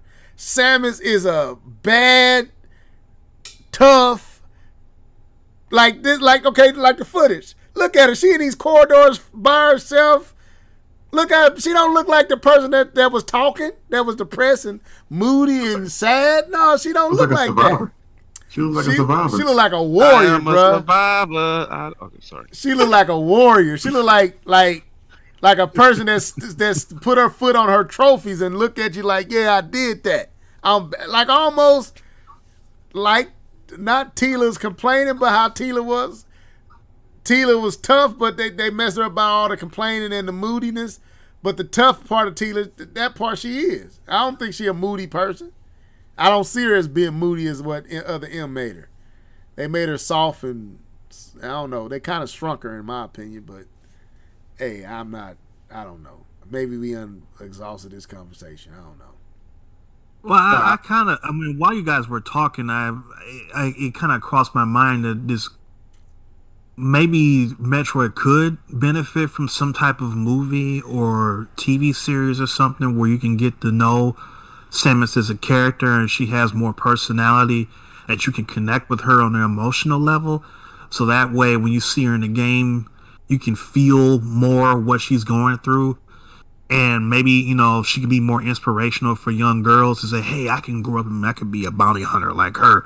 You know, type thing. But at the same time, while you were thinking about that, I was like, nope, they'll probably screw it up because they'll do the same thing to her they've done with everybody else and make her, you know, obstinate towards men and angry and depressed and immature and selfish and all that type of stuff. And so it'll be counterproductive. So no, forget I said anything. Right. Like so K-Bone. So, do you have anything to add? All right. Well, I don't think he got anything he wanted to say. So, with that being said, is there any other conversations that y'all want to have? That's pretty much all. I hope that it benefits from the Switch. I hope that I saw, what was it? Player Essence and they podcast were kind of talking about will it sell more than 3 million? I think it should. I don't know if it'll sell like that in its first few months, but hopefully before it's all said and done, it can at least break the 3 million mark. I think if we do 5 million, yeah. I think that Nintendo intentionally released this game at the same day as an OLED Switch. I think that they wanted to try to use this as fodder or vice versa to get people to say, hey, you know, you can get this new Metroid game. It'll look really nice with this OLED Switch. Go out and get it. You know, and like I said, that's one of the reasons why I'm contemplating on possibly, maybe, perhaps buying a Switch this holiday season. Boy, you remind me of Arlo. But with that being said, that was the cast for tonight. Because I'm getting hungry. And let me see. Let me turn this off. Do we have any other thoughts before we get out of here tonight? Well, with Metroid, what I was thinking. This dude. This dude right here. I'm good, man. I was about to straighten up like if you got all stuff to say now after we decided to cut the conversation short. I do have a question for K-Bone. About Metroid, not this way. Have you played Axiom Verge? No. Guacamelee. No. Okay. I think those are two, Axiom Verge, Guacamelee, and of course Ori. I think they're similar, but they're not necessarily the same. But one more point. I played Limbo. I don't think that's the same. Oh, and SteamWorld Dig. But here's something that they not SteamWorld Dig. I know what you're talking about. I haven't played that. That's side scroller, right? Yeah. Yeah. Nintendo and Microsoft could come together. You see, Halo is over there struggling. They are drowning in Halo, and Nintendo can't seem to get Metroid to breathe. You know what I'm finna say? Why don't they just put Master Chief in Metroid one time? Just one time for the gamers. One time for the one time. I thought you was finna go a whole nother place. I got an idea. And this is what I want to come at K-Bum. Or put Metroid in the. I mean, put Master Chief in Metroid's universe, so Master Chief's running around and shooting aliens by himself and stuff. I was finna say, together. Okay, Master Chief seems to, and I don't want to offend nobody. Master Chief seems not have the mustard that he used to have, right? What if he they doesn't? You're right. Bring that team and team up with Retro Studios to build a Metroid Prime that we really want. Well, see, that's the thing is that a lot of people who used to work for that's why I was going with. That's exactly where I was going. For Retro Studios, right. Vice versa. Right, and a lot of the older people that worked with Retro went over to the studio that made that Halo that you were talking about, the fourth one that a lot of people love, a lot of people hate, but it borrowed a lot of elements from Metroid Prime. Now, K-Bum, this is my question to you. Because I would think Metroid Prime would be right up your alley, the type of games you play and the type of game that it was. What could they do, or what would you like to see them change about Metroid Prime? What made it to you, as you said? What was it about it? Because I would have thought you would have liked Metroid based on what it does in the games that I hear you like. Is Metroid the first person shooter? Right, it was a first person adventure. Yeah, I don't do first party. I'm not a fan of first person shooters. Are you not? I thought you. Okay, so that's no. I struggled through Halo's campaign. That's interesting. Okay, so I struggled through it. That's a first, because I thought I was the only one that was like, man, I can't stand first person. I like online competitive first person shooters. I don't like the campaigns. Oh, okay. That's so different. Okay, so that's why you difference. play Overwatch. I'll play Overwatch. I play multiplayer, but I don't play their campaign. That's Okay, so what they could do with Metroid is to make it over the shoulder. That would help. That's how Prime was going to be at first. Because that's what I wish they would do. You mean kind of like they did like Resident Evil, right? I'm saying like Gears. Resident Evil 4, they went over the shoulder. Like Metroid Prime had like a Gears set, or like Kratos is in in 4. If you can see her, but then you craft the world. It's the same game, but you can because you jumping, you traversing.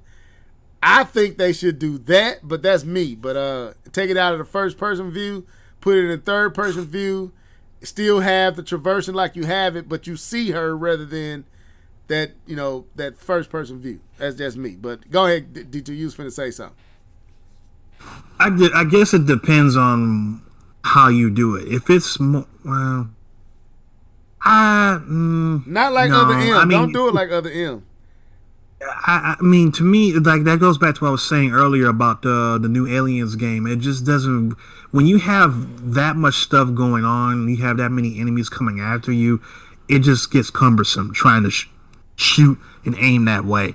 Yeah. It works for Gears because your opponents are not running all over the place. They're stationary, but while they're shooting at you, I mean, they're still moving around and climbing over walls and stuff like that, but they're not.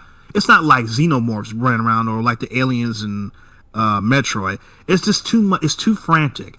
I need to have more control over the reticle to aim at all that versus being locked into a position, having to manually aim the reticle rather than just using my eyes to say, oh, there's one over there, there's one over there, there's one over there.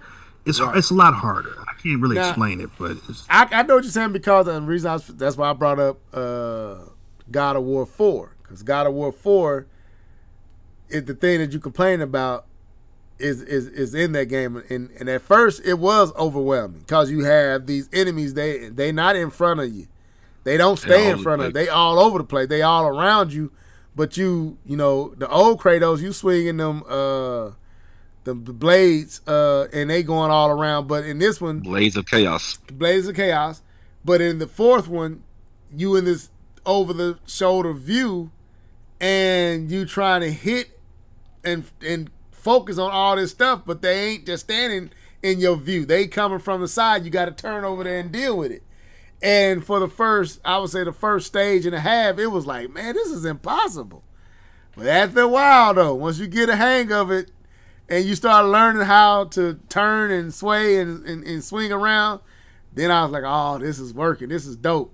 So it can work, but I feel you. It is one of them games that you really got to learn a new way of, because that's different. That's not something they kind of broke that fourth wall. Like, you know what I mean? They kind of broke because they normally they bring everything in your visual, so nothing from the side to come. But in this one, like in Kratos, it's like, nah, you jumped on this stage, you trying to fight. I'm coming from the side, I'm coming from the back, you better turn around. You know what I'm saying?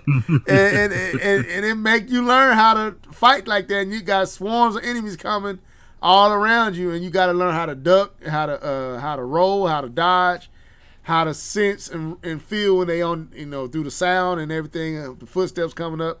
And K-Bum can tell you about that. But if you ever play God of War, it's a good example of what I'm talking about and what you're describing. So, so if they did it like that, K-Bum, you might give. It'll be more interesting to me. Yeah. Okay. We finally got a person to jump on and say something. Welcome to the show, the Tiger King. Welcome. He said, just stop by to wish a great show and have a great weekend, everyone, and take care. I will listen from the start later. All right, appreciate that. Anyway, we're about to close this thing out. Hope that y'all enjoyed what we had set up for y'all. But I'm at the point I'm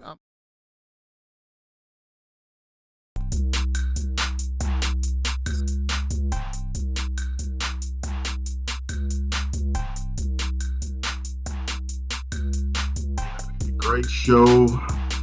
Ended it on one of my favorite franchises. Please, if you didn't like it, go back and watch it. I think we said some pretty good stuff.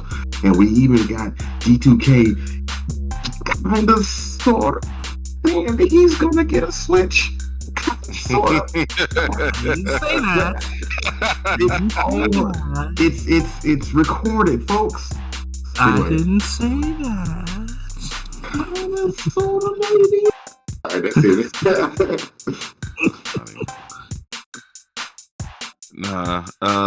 Good conversation, man. I enjoyed it. Yeah, Nintendo talk was cool. You guys let you have your fun.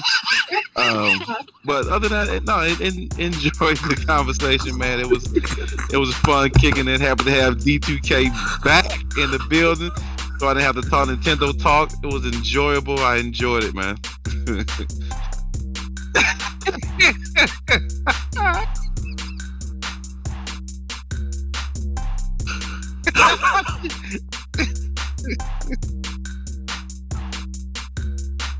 Oh man, you had your fun.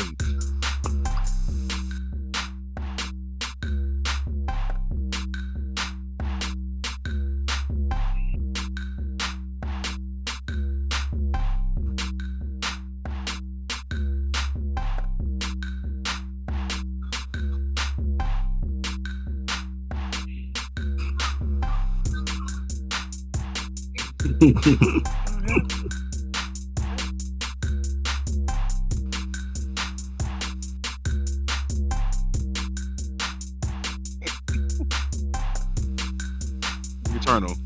Yeah.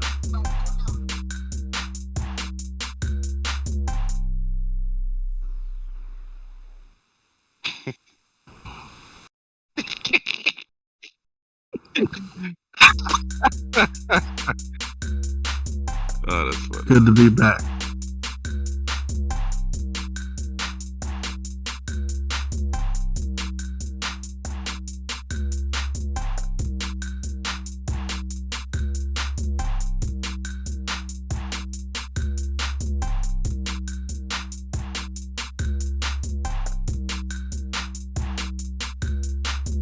I hope not.